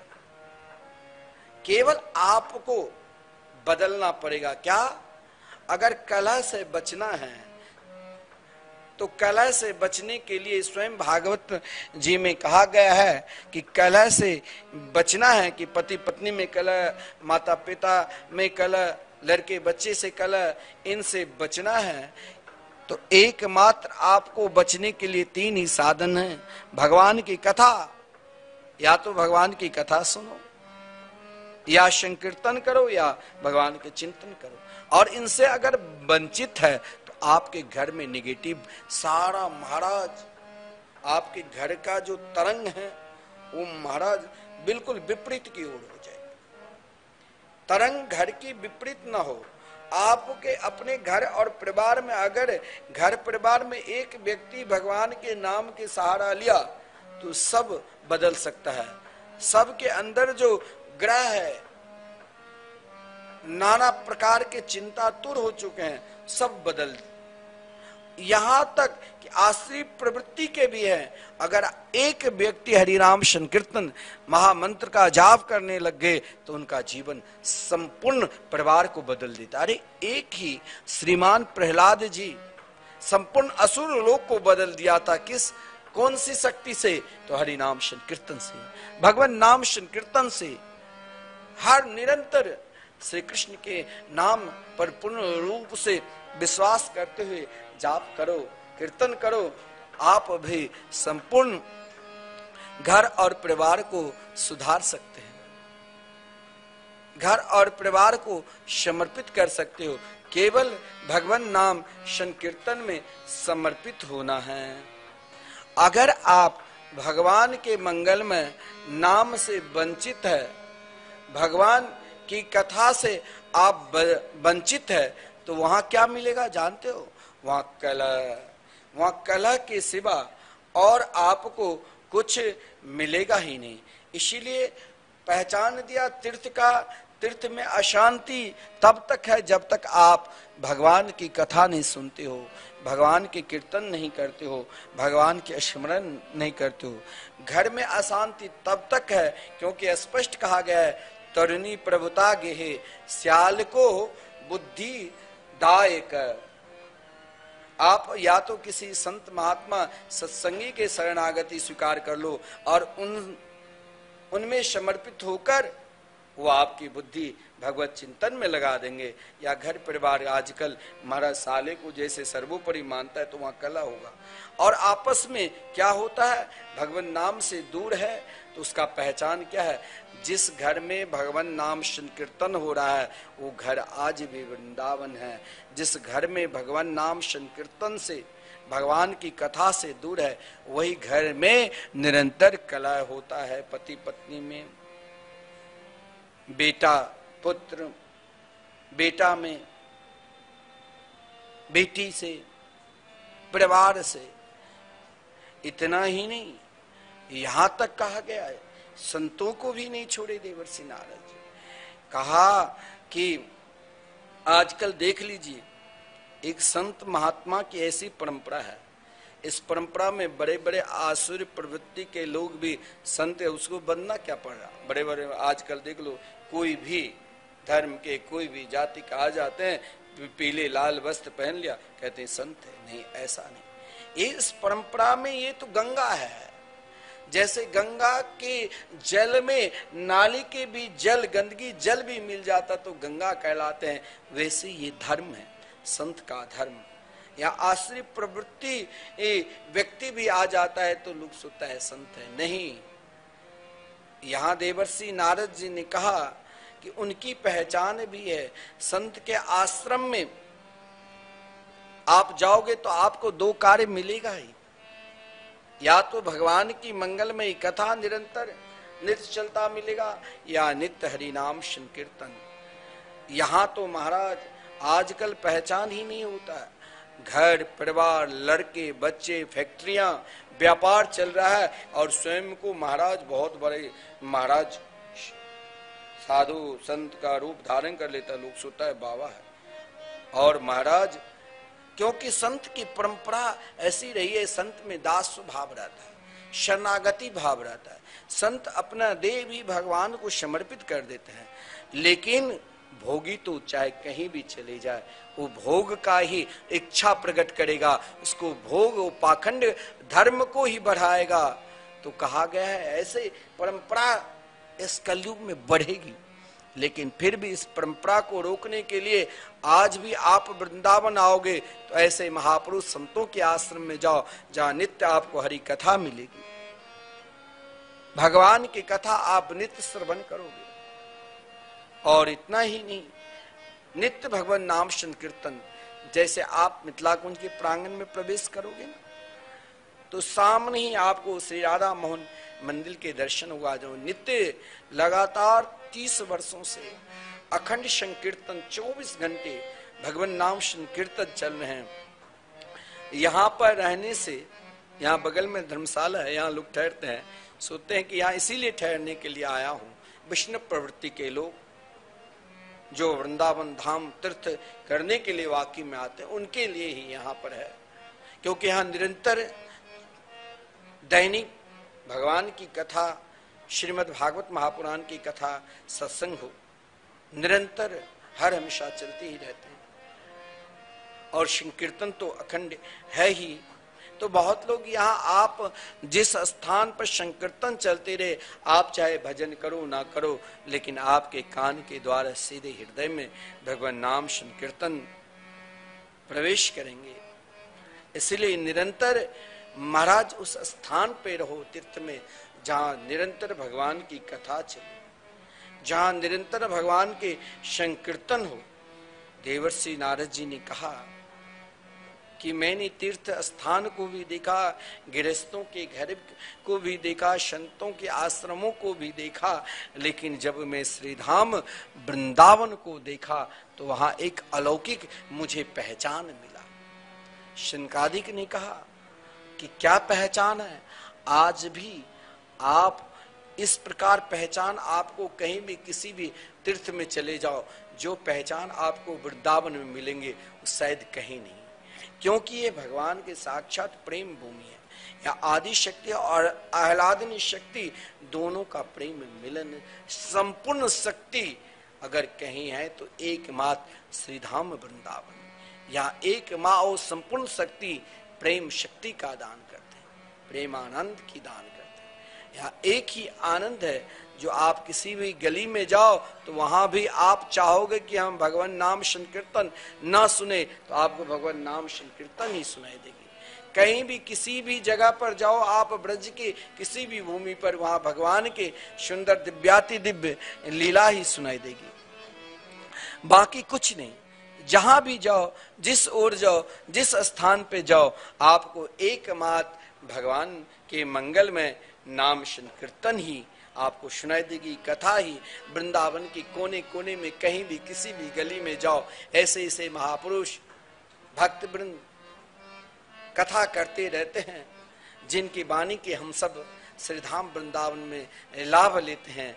आप नहीं चाहकर भी, आपको यदि भजन करने की नहीं इच्छा है, तब भी आप वृंदावन में अगर निवास करोगे, वृंदावन धाम आओगे, तो नहीं चाहकर भी एक कार्य करना पड़ता है। कौन सा कार्य? भगवान के भजन। रिक्शा पर बैठो तो रिक्शा वाले भी आपको राधे राधे बोलकर ही पुकारेंगे, सब्जी भी लो तो भोजन भी कहीं करो तो राधे राधे बोलकर ही। यहाँ जहां जित जाओ तित श्याममयी, सर्वम विष्णु मयंग गिरोंग बदजा सर्वस्व रूपो बभो। यहाँ चारों तरफ एकमात्र भगवान नाम संकीर्तन है। इसीलिए देवर्षि नारद जी ने, वाकई में देवर्षि नारद जी श्रीधाम वृंदावन ब्रज में वास की थी।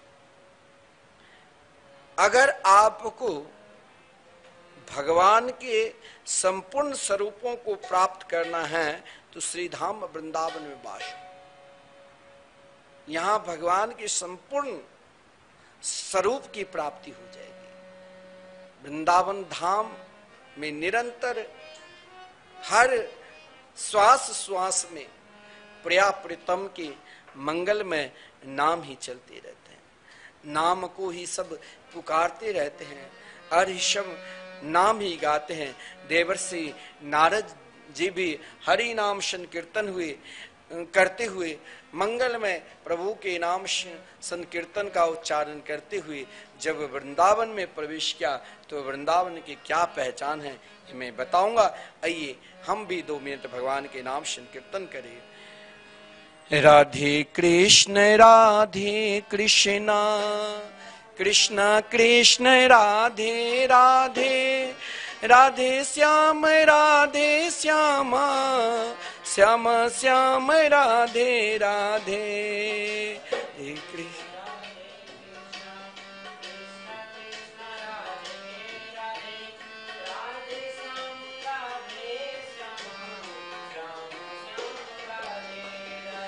राधे कृष्ण कृष्ण कृष्ण राधे राधे राधे श्याम श्याम श्याम राधे राधे।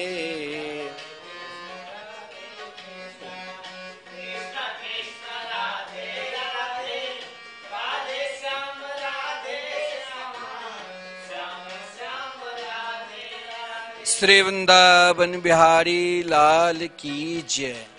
वृंदावन की पहला पहचान क्या है जो आप चाहे दुनिया के किसी भी कोने में चले जाओ ये पहचान आपको कहीं नहीं मिलेगा।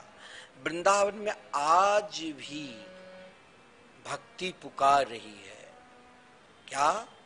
अरे प्राणी, अरे जीव मात्र, अरे मानव मात्र, तुम कहां भटक रहे हो? अगर तुम अपना कल्याण चाहते हो और प्रेम को प्राप्त करना चाहते हो आओ श्रीधाम वृंदावन। और यहाँ वृंदावन में आपको कौन मिलेंगे? तो महापुरुषगण संत मिलेंगे। और संत को मिलकर आपको क्या प्राप्त होगा? तो संपूर्ण अघ पाप नष्ट हो जाएगा। यहाँ भक्ति देवी भी जब देवर्षि नारद जी कलयुग की दुस्तर अवगुण को देखता हुआ वृंदावन आए यमुना किनारे, उसी पल क्षण देखा एक दिव्य सुंदरी, उनके बगल में 2 वयोवृद्ध, लेकिन वो सुंदरी कोई और नहीं, साक्षात भक्ति देवी पुकार रही है। भो भो साधु क्षणं तिष्ठ मा चिंता मपि नाशय दर्शनं तव लोकस्य सर्वथा गहरं परम। वृंदावन में प्रवेश करने मात्र से ही आप कार्तिक मास में आए हैं ना? कार्तिक मास में आप रोज प्रातः काल ब्रह्म मुहूर्त में जगकर मंदिर जाते हैं। मंदिर में जाकर ठाकुर जी के दर्शन करते हैं, आरती के लाभ लेते हैं और वृंदावन में घूमते हैं। वृंदावन में आपको पहला क्या मिलेगा? तो वृंदावन के गली में कहीं भी आप चले जाओ, कोई ना कोई महापुरुष संत उस गली से जरूर गुजरते होंगे। और संत के दर्शन मात्र से ही क्या होता है? तो आपके अंदर जो आप उलझ में नाना प्रकार के उलझन में पड़े हुए हैं, दुख में पड़े हुए हैं, संपूर्ण उलझन को संत नष्ट कर देगा, संपूर्ण दुख को नष्ट कर देगा। ये मैं नहीं कहता हूं, ये श्रीमद् भागवत महापुराण में स्वयं भक्ति देवी कह रही है, मत चिंता मपि नाशय। संत के दर्शन मात्र से संपूर्ण चिंता दूर हो जाती है। क्यों? क्योंकि उनके दर्शन मात्र से चिंता दूर क्यों होती है? क्योंकि सर्वथा घहरम परम, भगवान शिव जब सृष्टि को अपने में समा लेते हैं और विस्तार करते हैं तो प्राणी अपने अपने कर्मानुसार प्रारब्ध के अनुसार जन्म लेता है और वही कर्म प्रारब्ध में लग जाते हैं। लेकिन जब आपको कोई महापुरुष नाम जापक संत के दर्शन होगा तो संत के दर्शन मात्र से सज्जनों संपूर्ण जो आपके अंदर अज्ञान है, अग है, वो नष्ट हो जाता है। केवल अग ही क्यों, पाप नष्ट क्यों होता है? ये नष्ट होने की शक्ति एकमात्र संत के अंदर वो दवा है, क्योंकि वो निरंतर श्री कृष्ण नाम का भजते हैं। जो निरंतर श्री कृष्ण नाम के भजे, दुनिया को सब कुछ संसारिक सुख को छोड़ दे, लेकिन कृष्ण श्री कृष्ण नाम न छोड़े, वही तो सर्वश्रेष्ठ संत है। निरंतर भगवत नाम में ही लगे रहे। भक्ति देवी ने कही, ऐसे महापुरुष के संग करने मात्र से ही संपूर्ण पाप और ताप नष्ट हो जाते हैं। क्योंकि सज्जनों, संत के संग करने से, संत के निकट आने मात्र से सही में आप चाहते हो कि संत के पास जाकर हमें क्या मिलता है, और आप मान लेना, आप बार बार वृंदावन आते हो, मंदिर में आकर दर्शन करके चले जाते हो, लेकिन दर्शन करने के लिए जब आप वृंदावन आते हो, और ऐसा नहीं है जो लाखों व्यक्ति आते हैं, लेकिन लाखों व्यक्ति जब वृंदावन से जाते हैं तो उनके अंदर भजन करने की प्रवृत्ति क्यों नहीं बनती है? भजन करने में मन क्यों नहीं लगता है? क्योंकि भजन करने में इसीलिए अभी तक उनका मन नहीं लगा, ये भक्ति देवी की सिद्धांत है। देवर्षि नारद जी को पुकार पुकार कर बुलाए, भो भो साधो क्षणम तिष्ठा। भगवत भजन करने में इसीलिए मन नहीं लगता है, संकीर्तन पर इसीलिए विश्वास नहीं होता है, क्योंकि कोई नाम जापक संत की कृपा नहीं है, कोई नाम जापक महापुरुष की कृपा नहीं है। क्योंकि महापुरुष की कृपा हो जाए नाम जापक की, और जिस दिन आपके मन में नाम वृंदावन धाम आकर नाम जाप करने की प्रवृत्ति बन जाए, इच्छा होने लग जाए, और आप भगवान के मंगलमय नाम संकीर्तन करने लग जाए, नाम जाप करने लग जाए, मान लेना कि जरूर मेरे ऊपर कोई महापुरुष की कृपा हुई है। क्योंकि मत चिंता मपि नाशय, नाम जाप करने से आपके अंदर जो संपूर्ण चिंता है, वो चिंता को नष्ट करने के लिए एक ही मात्र औषधि है, भगवान के मंगल में मधुर में नाम। अगर आपने वाकई में नाम के शरणागति को स्वीकार कर लिया है, तो कहा गया है नाम से सर्वोपरि कुछ है ही नहीं, और आपका मानव जन्म कृतार्थ हो गया है। क्योंकि इस मानव जन्म के कृतार्थ के लिए एकमात्र सुलभ साधन भगवान नाम संकीर्तन है, और देवर्षि नारद जी निरंतर भगवान नाम संकीर्तन के जाप करते रहते हैं। और उन नाम जापक को भक्ति देवी ने देखा तो कहा मत चिंता मपि नाशय, क्योंकि आप संत के दर्शन से संपूर्ण पाप नष्ट हो जाते। आप कहोगे कि भाई हमने तो वृंदावन धाम आए, लेकिन हमारी चिंता कहाँ नष्ट हुई? चिंता तो ज्यों की त्यों बनी है।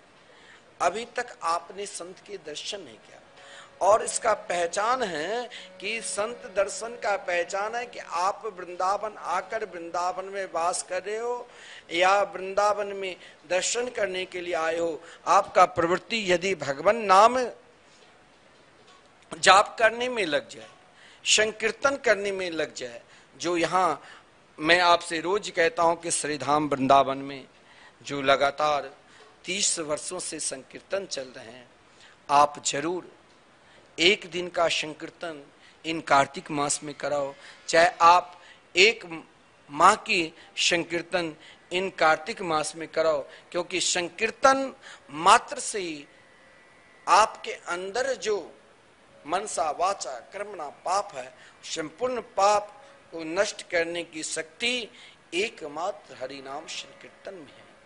क्योंकि सज्जनों, मानव जन्म को कृतार्थ के लिए एकमात्र सुलभ साधन हरिनाम संकीर्तन है। क्योंकि कहा गया है, सकल भय निवृतम चित्त में तन्नय स्मात्, श्रवण मनन ध्यानानुष्ठति स्यान्नय तस्मात्, विषय कृत विषादो नापि सोढुं प्रशक्यो, हरिपदमिह भजनम तन्निवृत्ते प्रकुर्म। शास्त्र में कहा गया है, आत्मदर्शन से ही, केवल आत्मदर्शन से ही भय और दुख की आत्यंतिक निवृत्ति होगी। आत्मदर्शन के लिए उपनिषदों में एकमात्र भगवान की मंगलमयी कथा को श्रवण करने के लिए कहा, भगवान के मंगलमयी नाम को निरंतर मनन करने के लिए कहा, और भगवान के मंगलमयी स्वरूप रूप माधुरी के निध्यासन के लिए कहा। और यही प्राणी मात्र की आवश्यक है, क्योंकि सभी साधना भी तभी सफल होते हैं जब मानव विवेक और वैराग्य के द्वारा संपूर्ण जो फल है, संपूर्ण जो संपत्ति है, इन फल को आप अगर प्राप्त करना चाहते हो, एकमात्र भगवान नाम कीर्तन का ही सहारा लेना पड़ेगा। और वृंदावन धाम आकर यदि आपके हृदय में भगवान नाम संकीर्तन की प्रवृत्ति बन जाए, आपको संसार के ऐसा कोई भी, आप सोच लेना कि साधना तप ध्यान नहीं है जो आपको भगवान के दर्शन से रोक सकता है। यदि आप नित्य भगवान के मंगलमय नाम जाप करने लगे। यहाँ तो कहा गया है कि नाम जापक के संग करने से, सत्संगी के संग करने से, संकीर्तन प्रेमी के संग करने से, सर्वथा गहरम परम, उनके संग मात्र से ही संपूर्ण पाप नष्ट हो जाते। देखिए, स्वयं भक्ति देवी ने कहा कि इसका पहचान, भक्ति ने कहा, दक्षिण भारत में प्रकट हुई। महाराष्ट्र में कहीं कहीं सम्मान मिला, गुजरात में पूर्व में भक्ति नहीं थी लेस मात्र, तो वहां सम्मान नहीं मिला। लेकिन वृंदावन धाम को प्राप्त कर स्वयं भक्ति देवी जहां तुरनी अवस्था को, जहां वृद्धा हो चुकी थी, जीर्ण शीर्ण हो चुकी थी, वहां श्री धाम वृंदावन में अगर आपको भजन में मन नहीं लगता है, संत महात्मा के प्रति विश्वास नहीं है, तो कहा गया जिसके अंदर कम पुण्य होता है ना, कम पुण्यवान को कुछ ऐसा महत्वपूर्ण भगवान के विशिष्ट कार्य है जिस कार्य में उनका विश्वास नहीं होता है। पहला कि संत के वाणी पर विश्वास, संत के वाणी पर उनका विश्वास होगा ही नहीं, वो उसे मजाक ले लेगा। संत के महाराज विशिष्ट प्रसाद पे विश्वास उनको नहीं होता है, और महाराज संत चरणामृत पर विश्वास। लेकिन यहां कहा गया है कि आपको जब तक महाराज अगर विशिष्ट बनना है, आप सर्वप्रथम परमात्मा को प्राप्त करना है और निरंतर मुस्कुराहट रखना है। स्वयं आपके जीवन जीर्ण शीर्ण हो चुके। जीर्ण शीर्ण जीवन क्या है कि मानव जीवन प्राप्त कर यदि आप भगवान की भक्ति नहीं की तो आपके जीवन जीर्ण शीर्ण हो चुके हैं। और आप चाहते हो कि मुझे भगवान की भक्ति मिले, भगवान की कथा श्रवण करूं, कीर्तन गान करूं, तो आप कुछ दिन वृंदावन धाम में निवास करो, क्योंकि धाम वृंदावन धाम भक्ति की सर्वश्रेष्ठ परावस्थली है।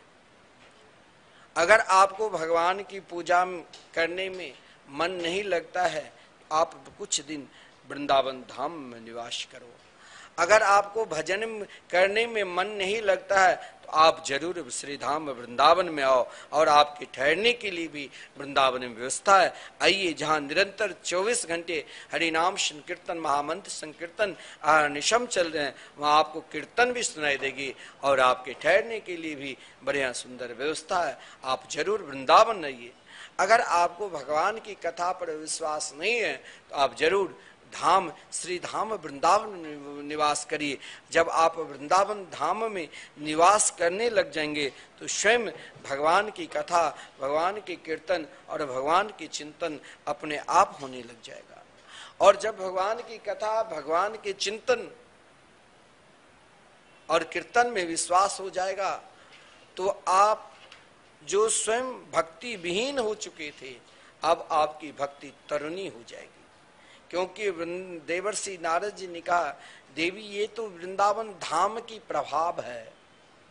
चाहे वृंदावन में महान से महान नास्तिक भी आ जाए, लेकिन यदि वृंदावन की यही पहचान है क्या कि उनके मुख से भगवान नाम संकीर्तन निकलेगा ही, श्री राधा नाम निकलेगा ही। क्योंकि कहा गया है, धन्यम वृंदावनम तेना भक्ति नृत्यति यत्र च। यहाँ भक्ति आप जिस कोने में जाओगे, जिस जगह जाओगे, जिस स्थान पे बैठोगे, वहाँ आपको श्री राधा नाम सुनाई ही देगी। क्योंकि यही तो श्री धाम वृंदावन की पहचान है। और वृंदावन धाम की पहचान को प्राप्त करना है, आप धाम में निवास करो।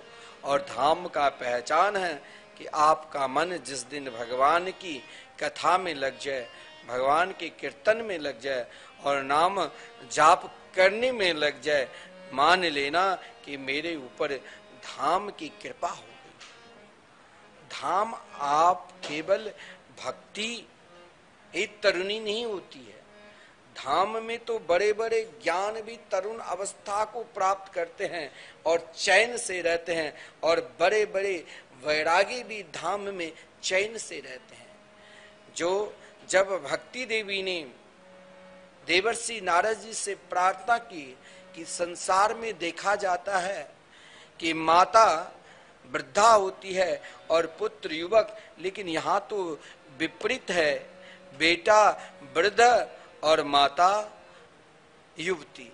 ये कहाँ के नियम है? देवर्षि नारद जी मुस्कुराते हुए कहा, यही तो वृंदावन धाम है।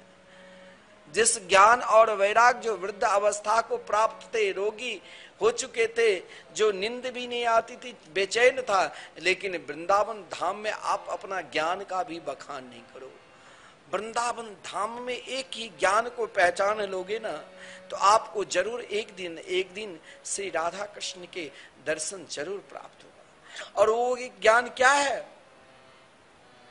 जिस दिन आपको संपूर्ण ज्ञान है, और कहा गया है वो ज्ञान क्या, जिस ज्ञान से आप भगवान को पहचाने नहीं, वो ज्ञान तो आपके लिए अभिमान है। क्योंकि हमारे शास्त्र में कहा गया है, विद्या रूप महत कुल धन यौवन अभिमान सद कंटक देखे जहां रहत न भक्ति निदान।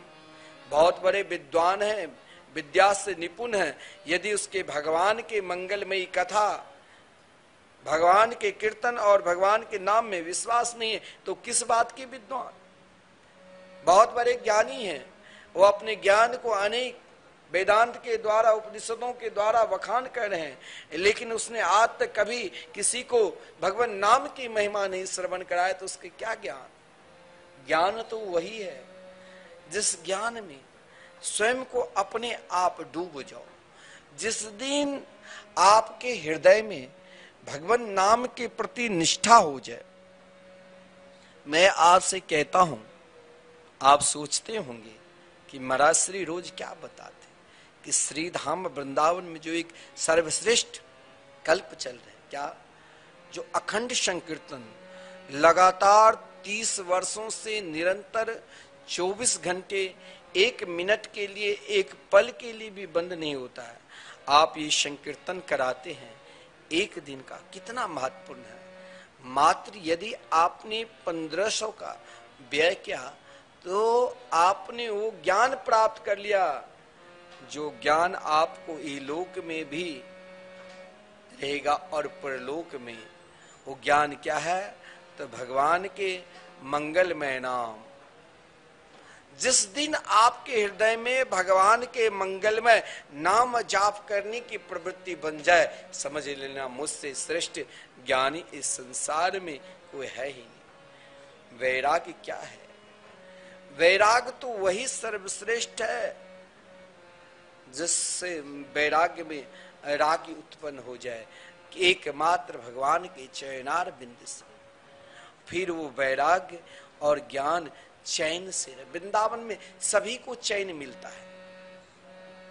कहीं भी आपको बेचैनी लगने लग जाए तो आप आ जाओ श्री धाम वृंदावन, यहाँ आप चैन से रहोगे, क्योंकि यहाँ भक्ति देवी ने स्वयं देवर्षि नारद जी से कहा, ये मेरे दोनों पुत्र है, लेकिन श्री धाम वृंदावन को प्राप्त कर ये मेरे दोनों पुत्र चैन से सो रहे हैं, लेकिन मैं चाहता हूं आपके ज्ञान के द्वारा इनको भी महाराज तरुण बना। देखिए वृंदावन धाम की क्या विशेषता है। देवर्षि नारद जी संत की कृपा समझो। संत 3 प्रकार के कृपा करते हैं। संत की कृपा 3 प्रकार के हैं। कौन सा? तो संत की दृष्टि पड़ने से भी बार बार आपकी ओर दृष्टि पड़े तो मान लेना कि आपके ऊपर जरूर भगवान की कृपा हो।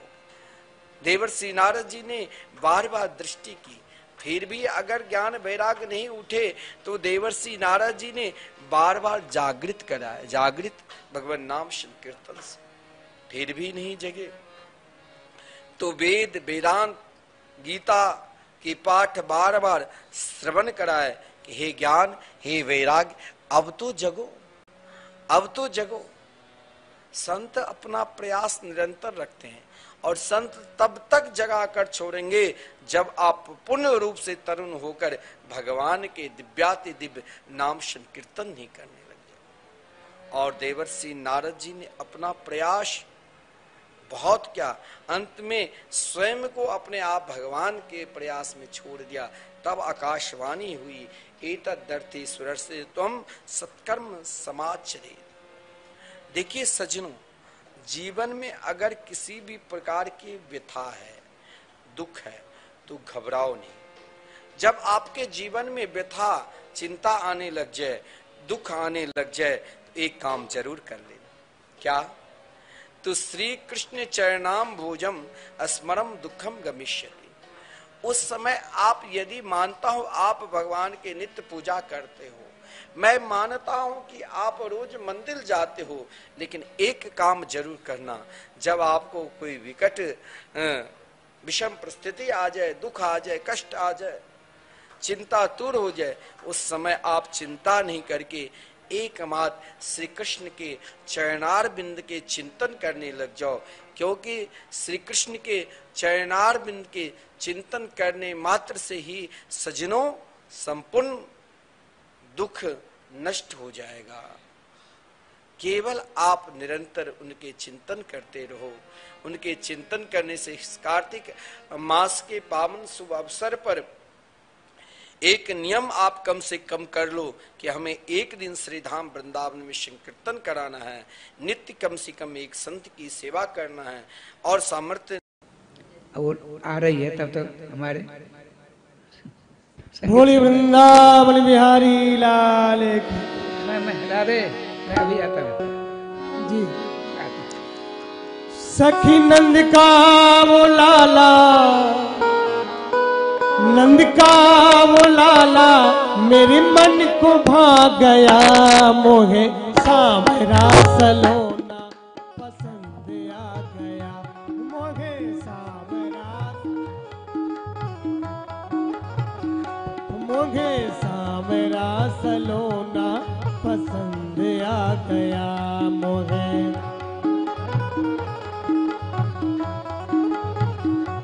सखी नंद का वो लाला, सखी नंद का वो लाला मेरे मन को भा गया, मोहे सामरा सलोना पसंद आ गया, मोहे सामरा सलोना पसंद आ गया।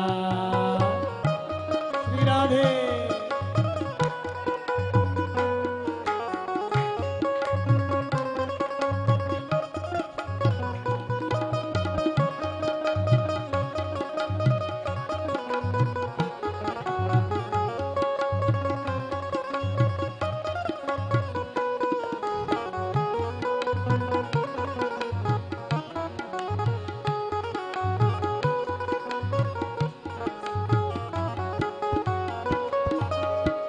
काली कमेली बाकी चितवन, काली कमेली बाकी चितवन, काली कमेली बाकी चितवन, काली वारू या पे मैं तो तन मन वारू छवि पे मेरा, इस छवि पे मेरा ये दिल तो आ गया, मोहे सामरा सलोना पसंद आ गया, मोहे सामरा सलोना। सखी नंद का वो लाला, सखी नंद का वो लाला मेरे मन को भा गया, मोहे सामरा सलोना पसंद आ गया, मुझे सामरा सलोना पसंद आ गया। श्री राधे। जय हो।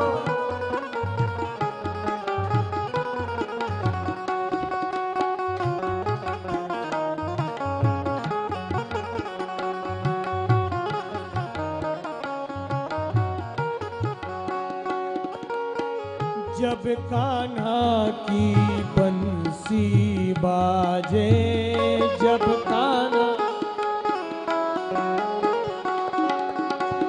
जब कान्हा की बंसी बाजे, जब कान्हा पतझड़ में सावन सा लागे, पतझड़ में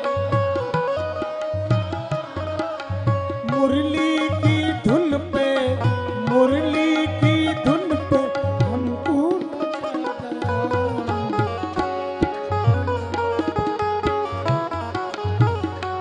मुझे सामरा सलोना पसंद आ गया, मुरली की धुन पे हमको नचा गया, मुझे सामरा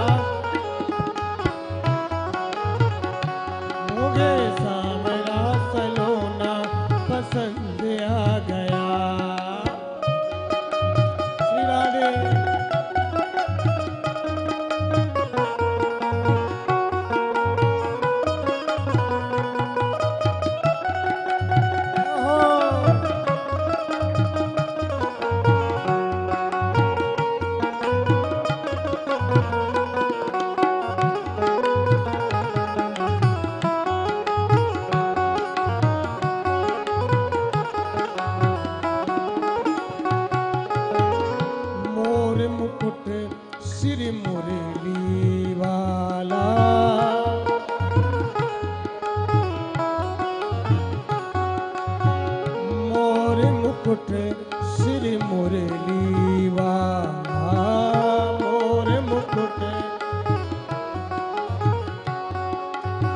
श्याम सखी मोघे लागे प्यारा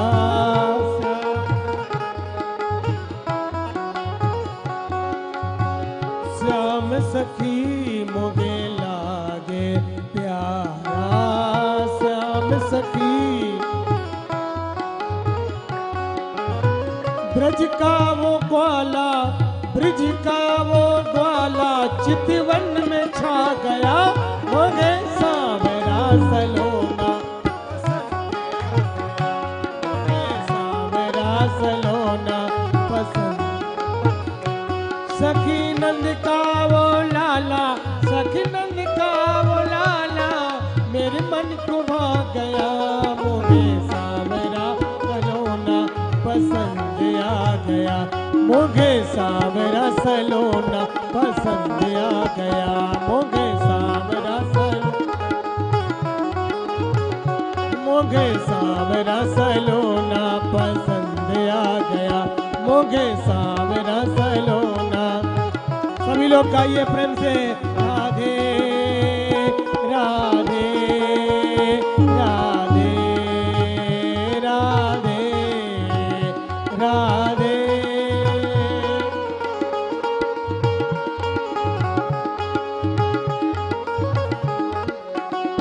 राधे कृष्णा कृष्णा कृष्णा राधे राधे राधे श्यामा श्यामा श्यामा श्यामा राधे राधे राधे कृष्णा राधे जय हो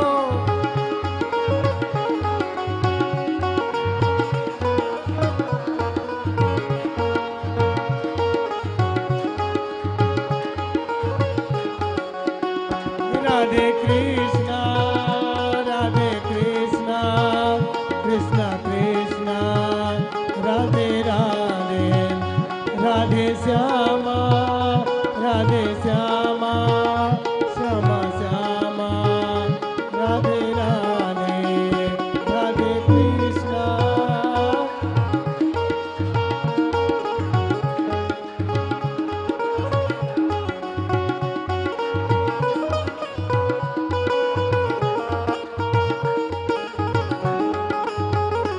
बोलिए श्री वृंदावन बिहारी लाल की श्री सद्गुरुदेव भगवान की जय जय श्री राधे।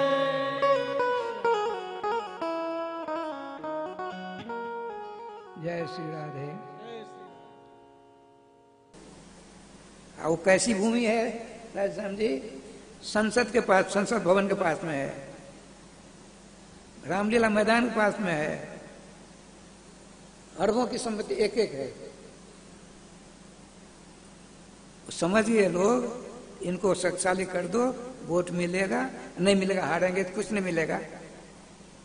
सावधान। श्री वृंदावन बिहारी लाल की जय। मनु और शत्रुपा के द्वारा यौन संबंध पति पत्नी के संपर्क से 5 बच्चे हुए। तो मैं बता रहा था 70 वर्षों से चीता यहाँ लुप्त हो गया। आज 8000 किलोमीटर से 5 चिताएं हैं, 5। इसमें 3 है मादक और 2 हैं पुरुष। आज सबको मध्य प्रदेश में राधे राधे प्रधानमंत्री ने किया है। यहां भी देखिए, प्रथम बार मनुष्य की उत्पत्ति होती है। 3 बच्चियां हैं, 2 बच्चे हैं। विधान देखिए, 3 बच्चे कौन? बच्चियां आकुति, देवहूति, प्रसूति। अब बच्चे कौन? प्रियव्रत और उत्तानपाद। प्रियव्रत उत्तानपादी है।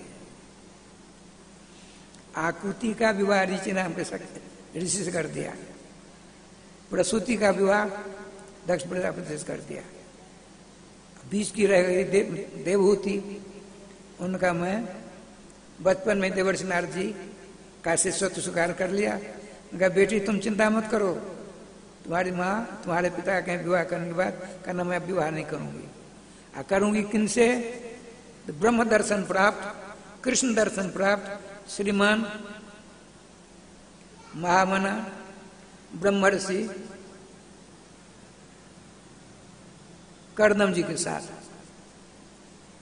देखो तुम्हारे उधर से भगवान के अवतार होगा, कपिलावतार, तुम धैर्य धारण करती रहना। अब देखिए आकुत इस्त्रा दे, ये 3 हुई, 2 बच्चे हैं जिनका नाम है प्रियव्रत और उत्तानपाद। ये प्रसंग चल रहा है। अब क्या लीला हुई? ब्रह्मा जी ध्यान कर रहे हैं, सृष्टि क्यों नहीं बढ़ रही है। देखिए जो बाबाजी हो जाते हैं, लड़के बच्चे पैदा नहीं करते, कम करते हैं, उस पर ब्रह्मा जी नाराज हो जाते हैं। जो बहुत बच्चे पैदा करते हैं उस पर ब्रह्मा जी बहुत खुश होते हैं, बहुत खुश होते हैं। वर्तमान सरकार बात नहीं करूं, इससे पहले की सरकारों की थी बात। जो बहुत ज्यादा बच्चे पैदा करते थे तो खूब पुरस्कार देती थी सरकार मुसलमानों को। हिंदू बच्चे पैदा करने में झिझकते थे, ज्यादा बच्चा पैदा करेंगे ठीक नहीं होगा। वो लोग, अरे 28 बच्चों के पिता को मैंने देखा, यहाँ देखिए। अच्छा, ब्रह्मा जी को चिंता है सृष्टि कैसे बढ़ेगी, सृष्टि कैसे बढ़ेगी। भगवान का ध्यान कर रहे थे, इतने में छींक हुई। क्या छींक हुई? उनकी छींक से, छींक नाक से होती है ना, छींक से सुअर का बच्चा, सफेद बाड़ा का बच्चा निकला। सामने देखते हैं ये क्या हो गया, सफेद है। देखते देखते पड्डा के बराबर हो गया बच्चा, बड़ा विशाल हो गया। इससे पहले क्या हुआ, हिरण्यकश्यप हो गया था। हिरण्याक्ष ने पृथ्वी को लेकर पाताल में रख दिया। भगवान ने 12 रूप क्यों धारण किया? टीकाकारों ने बहुत बढ़िया बात बताई है।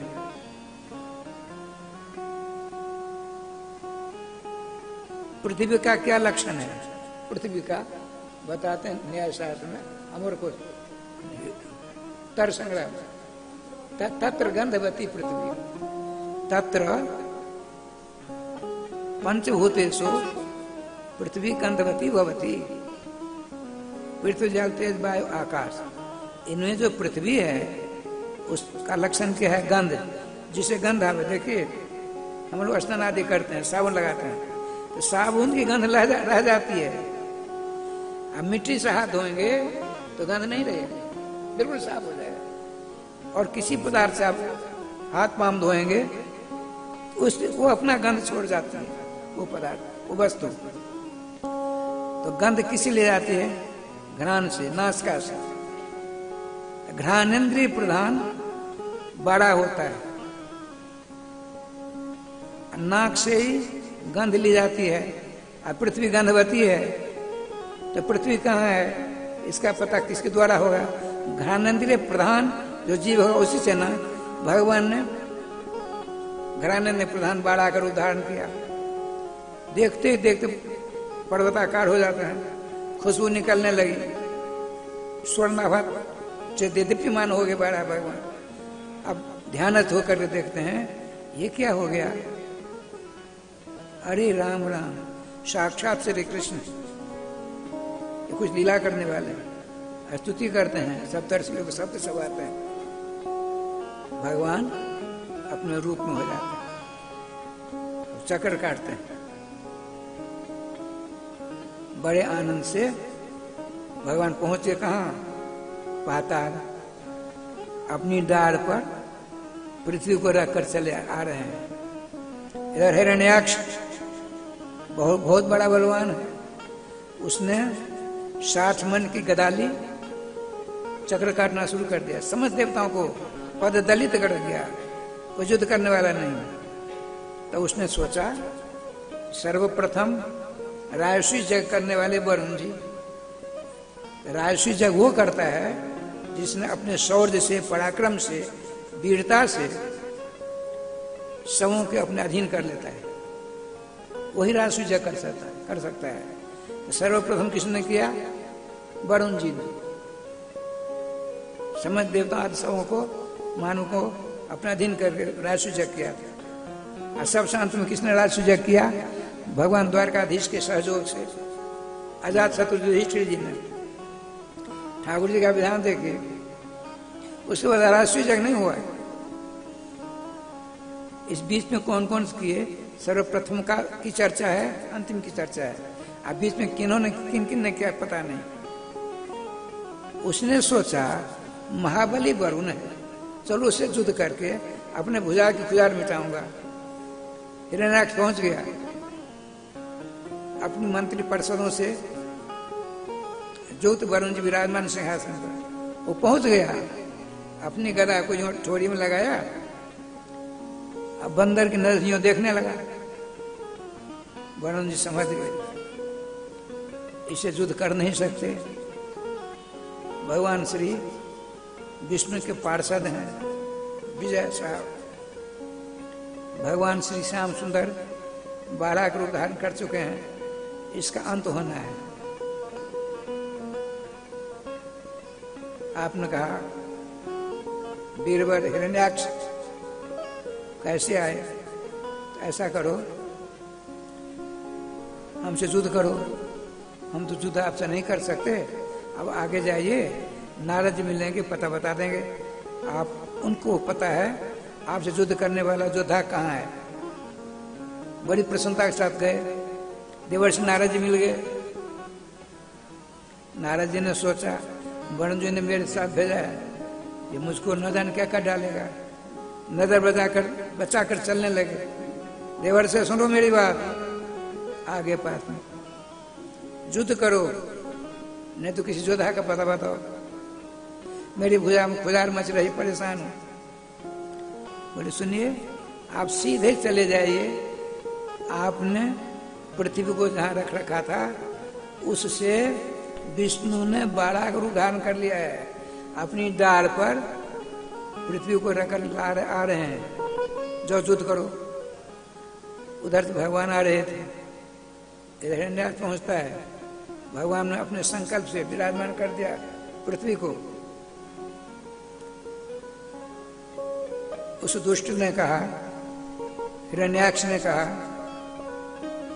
अरे कपटी विष्णु, तुमने 12 का रूप धारण कर मेरी धरोहर को यहां से ले जा रहे हो। राधे श्याम, यदि तुमको ले जाए ना तो पहले मुझसे युद्ध कर। उनका देखो भाई, उसने कहा अरे वन पशु, कहा मैं तो वन पशु ठीक हूं, अब तुम तो ग्राम सिंह हो ना, तुम जैसे ग्राम सिंहों को हम ढूंढते हैं युद्ध करने के लिए। ग्राम सिंह कहते संस्कृत में, कुत्ता का नाम है ग्राम सिंह, कुत्ते का नाम है ग्राम सिंह। हिरण्याक्ष को भगवान बारह ने कुत्ता कह दिया। राधे श्याम जी वो 60 मिनट गदा भगवान बारह के ऊपर डेढ़ मारी। भगवान थोड़ी टेढ़े हो गए, गदा फेल हो गई। उसी गदा को उठा करके उसके ऊपर मारा, बड़ी चोट आई। फिर तो क्रोधातुर होकर दोनों मल्लयुद्ध होने लगा। ऐसा युद्ध होने लगा, ऐसा युद्ध होने लगा राधे श्याम जी, कभी भगवान को नीचे ले जाता था, उनकी छाती बैठ जाता था, कभी भगवान इसके ऊपर चढ़ जाते थे। कौतुकी थे भगवान। सारे देवता ब्रह्मादिक आकाश में देख रहे हैं, सूर्यास्त होने ही वाला था। ब्रह्मा जी का भगवान, सूर्यास्त के बाद इसकी माया 8 गुनी बढ़ जाती है, सूर्यास्त से पहले इसको मारिए। आप शांत रहो। ठाकुर जी कृपा से रहस्य क्या लीला देखिए, मल्लयुद्ध होता है, कितना बड़ा भागशाली है। हिरण्याक्ष का कपोल भगवान कपोल से मिलता है, मस्तक भगवान को मस्तक से मिलता है, बड़ा भगवान का। उसके दोनों हाथ भगवान के हाथ से मिलते हैं, उसकी छाती भगवान की छाती से मिलती है, उसके पांव भगवान के चरण से मिलते हैं। मल्ल युद्ध में ऐसे ही होता है। भगवान ने राम जी ऐसा समय देखा, स्मरण किया, सुदर्शन चक्र आया, उसके सर को धड़ से अलग कर दिया। समस्त देवता कल वृक्ष पुष्प लाए थे, भगवान बाड़ा को मारेंगे, बाड़ा भगवान हिरण्याक्ष को मारेंगे तो भगवान को पुष्प वर्षा करेंगे। लेकिन क्या लीला होती से देखिए, सो देखे लीला, हिरण्याक्ष के धड़ से सर अलग हो गया, आंख खुली हैं, भगवान के दिव्य दर्शन कर रहे हैं वो। इतनी प्रसन्नता देवताओं को ही कि भगवान के ऊपर राधे श्याम गोविंद जय जय गोपाल जय जय गोविंद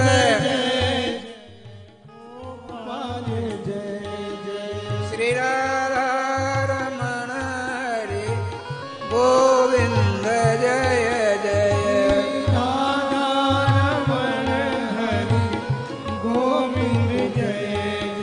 श्री वृंदावन बिहारी लाल की जय। भगवान के ऊपर उसकी वृष्टि होनी चाहिए थी, वर्षा होनी चाहिए थी, जो भूल गए सब सब। भक्तराज मरने के बाद भी जो अपने दोनों नेत्रों से भगवान की रूप माधुरी का पान कर रहा है, हिरण्याक्ष के ऊपर फूलों की वर्षा करता है। भक्त पर हिरण्याक्ष जयकार करते हैं सभी ब्रह्मादि देवता। भगवान ने देखा, अपनी आंखों से मेरे दर्शन कर रहा है, बड़ी खुशी हुई। जीत तो भगवान को मिली, मरणोपरांत, ये आज अपने यहाँ प्रथा है, मरणोपरांत अपनी जीत उसको दे देते हैं। अपनी जीत मरणोपरांत हिरण्याक्ष मिल गया, कहते हैं ना मरणोपरांत अर्जुन चिन्ह मिला, द्रोणाचार्य चिन्ह देते हैं, भारत सरकार देती है। अब वहां से राय श्याम जी पृथ्वी फिर पर लेकर आगे बढ़ते हैं। ऊपर जब आए, एक बहुत ही बढ़िया विलक्षण समस्त शोभाओं से युक्त अपने आभा बिखेरता हुआ एक द्वीप को देखा।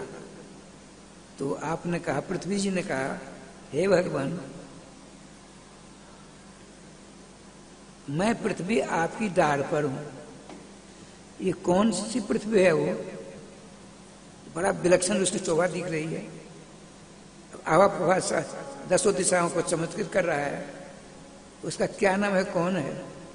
तो वही डॉक्टर साहब के यहाँ दोहा हमने पढ़ा, पृथ्वी पर गोलोक है श्री वृंदावन धाम, गौओं की सेवा करे तो मिलिए श्यामा श्याम। भगवान बाड़ा ने कहा, देवी वह श्रीधाम वृंदावन है।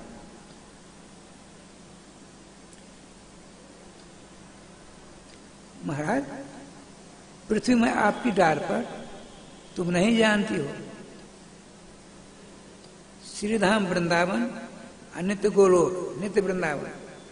जब मेरी इच्छा होती है, मेरी प्राण प्यारी रासेश्वरी राधारानी की, चलो धरातल पर राधे राधे करें, तो 84 कोष का जो क्षेत्रफल है वहां से धीरे धीरे धरातल पर आता है। उसमें 60 किलोमीटर लंबा चौड़ा क्षेत्र, उसका नाम वृंदावन है। वही 84 कोष, वो नित्य रहता है, इधर उधर कहीं नहीं जाता है।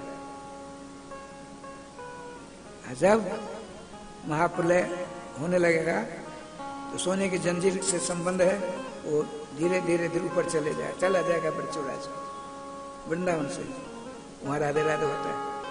बोलो दान। इस प्रकार से श्री बाड़ा भगवान पृथ्वी को रख करके वहां से अपने लोक में जाते हैं। और उन पृथ्वी को जो लाए, अतल तलातल महातल अतल पताल गए, तो इनके रूप सौंदर्य को देखकर, देखिए बाड़ा भगवान का रूप सौंदर्य था, देखकर वहां की समस्त स्त्रियां कहा भगवान हम आपका अंश प्राप्त करना चाहते हैं, कृपा कर हमारे ऊपर कृपा करो। उनका मेरे पास न समय है न अवकाश है, मेरे जो अवतारी पुरुष हैं श्री कृष्ण वो धरातल पर आएंगे, तुम सबों की इच्छा की पूर्ति वो कर सकते हैं, हम नहीं करने वाले। राधे श्याम राधे। और सब की सब भगवान श्री कृष्ण के राधे कृष्ण कृष्ण कृष्ण राधे राधे, राधे श्याम श्याम श्याम राधे राधे नाम ले रहे हैं। देखिए क्या विलक्षण बात होती है। और सब की सब स्त्रियां सभी नीचे के सातों लोगों के भगवान बाराह के रूप माधुर्य को देख करके मोहित हो जाते हैं। प्रार्थना करने पर भगवान बाराह ने कहा हमारे अंशी अवतारी से ही श्री कृष्ण चंद्र गोलोक से पधारेंगे श्रीधाम वृंदावन को लेकर, महाराज लीला होगी, तुम स्वयं की इच्छा की पूर्ति वो कर सकते हैं, न कि मैं कर सकता। इसी प्रकार बताते हैं मत स्वरूप धारण करते भगवान, उसे रूप सौंदर्य को देख करके जलचर जितने थे सब के सब मोहित हो जाते। मत्स्य भगवान ने कहा आप सबों की इच्छा की पूर्ति हमारे अवतार से सिद्धू ही भगवान सर्वेश्वर वृंदावन धरातल पर पदार्पण करेंगे, महाराज लीला करेंगे, आप सबों की इच्छा की पूर्ति करेंगे। अब देखिए भगवान राम एक नारी व्रती थे, एक नारी, उन्होंने श्रीमती भूमिजा जनकराज दुलारी सूर्यवंश की पटरानी सीता जी को प्रथम मिलन की रात में तोहफा दिया, पुरस्कार दिया। देवी मैं और कुछ नहीं दे सकता, राजघरानों में बहुविवाह की प्रथा उसे मैं खंडन करता हूं, मैं एक नारी व्रती रहूंगा। जब जाते हैं बताते हैं जनकपुर मिथिला भगवान श्री राम उनके रूप सौंदर्य को देख करके बताते हैं अनब्याही हुलसी पड़ी, ब्याही ले तो उसास, गौनी तो मौनी वही, देख राम मृदुहास राधे श्याम राधे श्याम। उनके रूप सौंदर्य को देख करके जितनी कुमारियां थी मिथिला में बड़ी आनंद से इधर चक्कर काटते चलो, मेरा ब्याह इन्हीं के साथ होगा, मेरा ब्याह इन्हीं के साथ होगा। अनब्याही हुलसी पे आनंद और होती, अब ब्याही ले तो सास, जिसका विवाह हो गया था, अरे विधाता मेरा भाग्य फूट गया जो मेरा विवाह हो गया। यदि विवाह नहीं होता, इनके साथ विवाह होता क्या बढ़िया होता। और गौनी तो मौनी भाई, आज जिनका दुरागमन हो गया था आगे विदागरी करा करके वो बिल्कुल मौन धारण कर गई, अरे विधाता मैं तो बिल्कुल भाग्यहीन हो गई। भगवान राम ने कहा चिंता मत करो, सबकी इच्छा की पूर्ति कर देंगे। जब कृष्ण अवतार में राधे राव होगी, तुम सबों की इच्छा की पूर्ति होगी। सभी अवतारों के की दर्शन करके जो स्त्रियां थी सब सब आती हैं ब्रज में, गोपियां का उदाहरण करती, एक दो तो है नहीं, सबकी मनोकामना की पूर्ति श्री कृष्ण करेंगे आगे चलकर। कहने का तात्पर्य श्रीमद् भागवत महापुराण वह पदार्थ है, आपने यदि मनसा वाचा कर्मणा इनका सेवन किया, भगवान आपके पति हो जाएंगे, आपके बेटे हो सकते हैं, आपके सब कुछ हो सकते हैं, यदि आपने श्रीमद् भागवत महापुराण को हृदय से स्वीकार कर ले, हृदय से। ये नहीं गंगा के गंगाधर जमुना के जमुनाधर, भगवान राधेश्याम जी बेर खाने के लिए सब्जी के यहाँ पहुंच जाते हैं, केले की छिलका खाने के लिए सलभा जी के यहाँ पहुंच जाते हैं। सलभा देवी नाम है विदुर जी की पत्नी का, वहां पहुंच जाते हैं। सेन भगत के यहाँ तेल बन जाते हैं, तेल जिसमें रखा जाता है कटोरा, माली बन जाते हैं। अब जरा प्रेम प्यार तो करिए वहां, लेकिन छल कपट नहीं।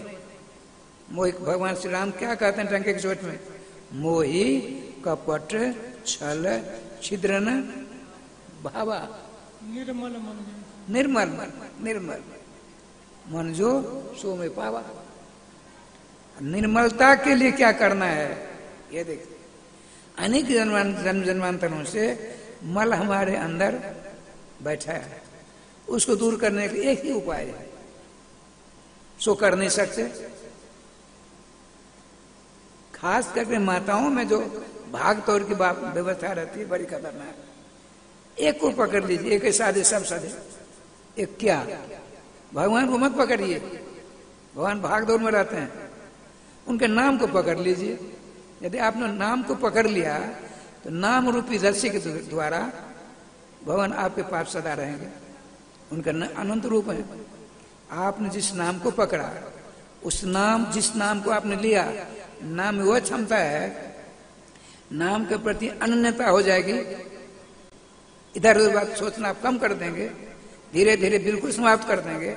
नाम भगवान आपके हृदय की अभिलाषा को परखेंगे, समझेंगे, तो अपने नामी को, सर्वेश्वर श्याम सुंदर को ला करके मनाएंगे नहीं, उठा करके गोलोक साकेत से आपके हृदय रूपी कमल की कर्णिका की केसर के पराग पर विराजमान कर देंगे। लेकिन आप कर नहीं सकते, समस्या ये है। होगा क्यों नहीं? देख रहे श्याम जी, असंभव नाम की कोई चीज नहीं है, सब कुछ संभव है। मनुष्य क्या नहीं कर सकता है? आप जानते हैं, फिर भी चक्कर काटते हैं। तो चक्कर काटना कम कर दिए, धीरे धीरे धीरे धीरे, एक बैग नहीं, ब्रेक मत लगाइए, धीरे धीरे कम करेंगे, एक निष्ठ हो जाएंगे। तो नाम भगवान आपकी एक निष्ठता को परखेंगे, समझेंगे। आप इधर भी करेंगे, उधर भी करेंगे, नाम भगवान ऐसे आदमी से आप अपना काम करिए, समय लगेगा। जब श्री गीता में भगवान श्याम सुंदर कहते हैं स्वल्पमप्यस्य धर्मस्य त्रैते महतो भयात्, थोड़े दिनों का जो भगवान नाम का जाप महान से महान आपत्ति विपत्ति संकट से छुटकारा दिला जाता है। भगवान श्री कृष्ण कहते हैं अर्जुन से, साल 2 साल 4 साल 2 महीना 4 महीना आनंद भाव से 16 माला का जाप थोड़े दिन किया, उसके बाद कुछ हो गया, क्या उसका नाम जब व्यर्थ गया? नहीं नहीं नहीं नहीं, वो मूल रखा हुआ है। भगवान श्याम सुंदर उसके ब्याज से समस्त लोक लोकांतर उनकी यात्रा करा देंगे, इंद्र बना देंगे, शंकर बना देंगे, ब्रह्मा बना देंगे, विष्णु बना देंगे। और उसके बाद राजा राजकुमार बना देंगे। उसके बाद सुचि नाम श्रीमान राम गए जो का भ्रष्ट हो जाए थे,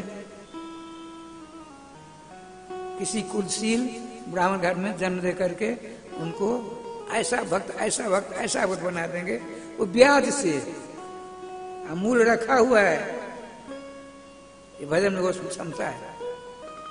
आप जो भजन करते हैं वो व्यर्थ नहीं जाएगा, बहुत समय लगेगा। आपको इसी जन्म में उस चीज को प्राप्त करना है जिससे आप गमन सदा के लिए छूट जाए। वो किससे होगा? नाम के द्वारा होगा। इसीलिए वो आरती की तैयारी करिए, तब तक नाम लीजिए। श्री वृंदावन बिहारी लाल की जय, गोविंद जय जय गोपाल जय जय गोविंद जय जय गोपाल जय जय श्री राधा रमण हरि गोविंद जय जय राधा रमण हरि गोविंद जय जय। अपनी वाणी में अमृत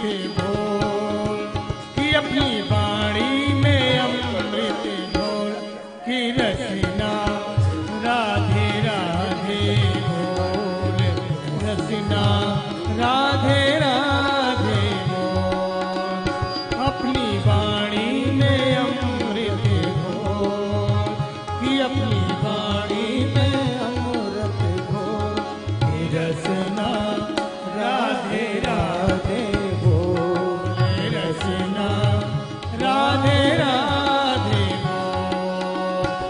ये बोल बड़े अनमोल, ये बोल बड़े अनमोल की रसना राधे राधे बोले रसना राधे राधे बोल।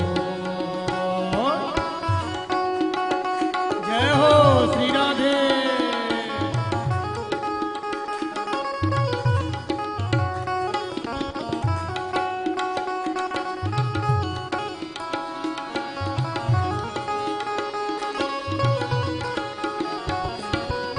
राधा जी बरसाने वाली, राधा जी बरसाने वाली, राधा जी बरसाने वाली, राधा जी बरसाने वाली, राधा जी वृषभान दुलारी, राधा जी वृषभान दुलारी। दो अक्षर आधार जगत के, दो अक्षर आधार जगत में, दो अक्षर अनमोल हो रसना राधे राधे बोले रसना राधे राधे बोल। अपनी वाणी में अमृत घोल, कि अपनी वाणी में अमृत घोल की रसना राधे राधे बोले रसना राधे राधे बोल। राधा जी महारास रचावे, राधा जी महारास रचावे, राधा जी महारास रचावे, राधा जी महाराज रचावे, राधा जी नंदलाल नचावे, राधा जी नंदलाल नचावे। इस छवि को भर के नैनन में, इस छवि को भर के नैनन में, भटक न दर दर डोल के रचना राधे राधे बोले रसना राधे राधे बोल। अपनी वाणी में अमृत घोल, कि अपनी वाणी में अमृत घोल की रसना राधे राधे बोले रसना राधे राधे बोल। जय हो श्री राधे।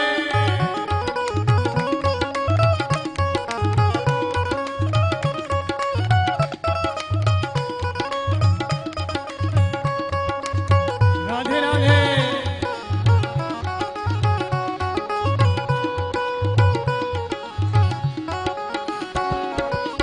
बिन राधा नहीं सजे बिहारी, बिन राधा नहीं सजे बिहारी, बिन राधा नहीं सजे बिहारी, बिन राधा नहीं सजे बिहारी, बिन राधा नहीं मिले बनवारी, बिन राधा नहीं मिले बनवारी, बिन राधा नहीं मिले बनवारी, बिन राधा नहीं मिले बनवारी।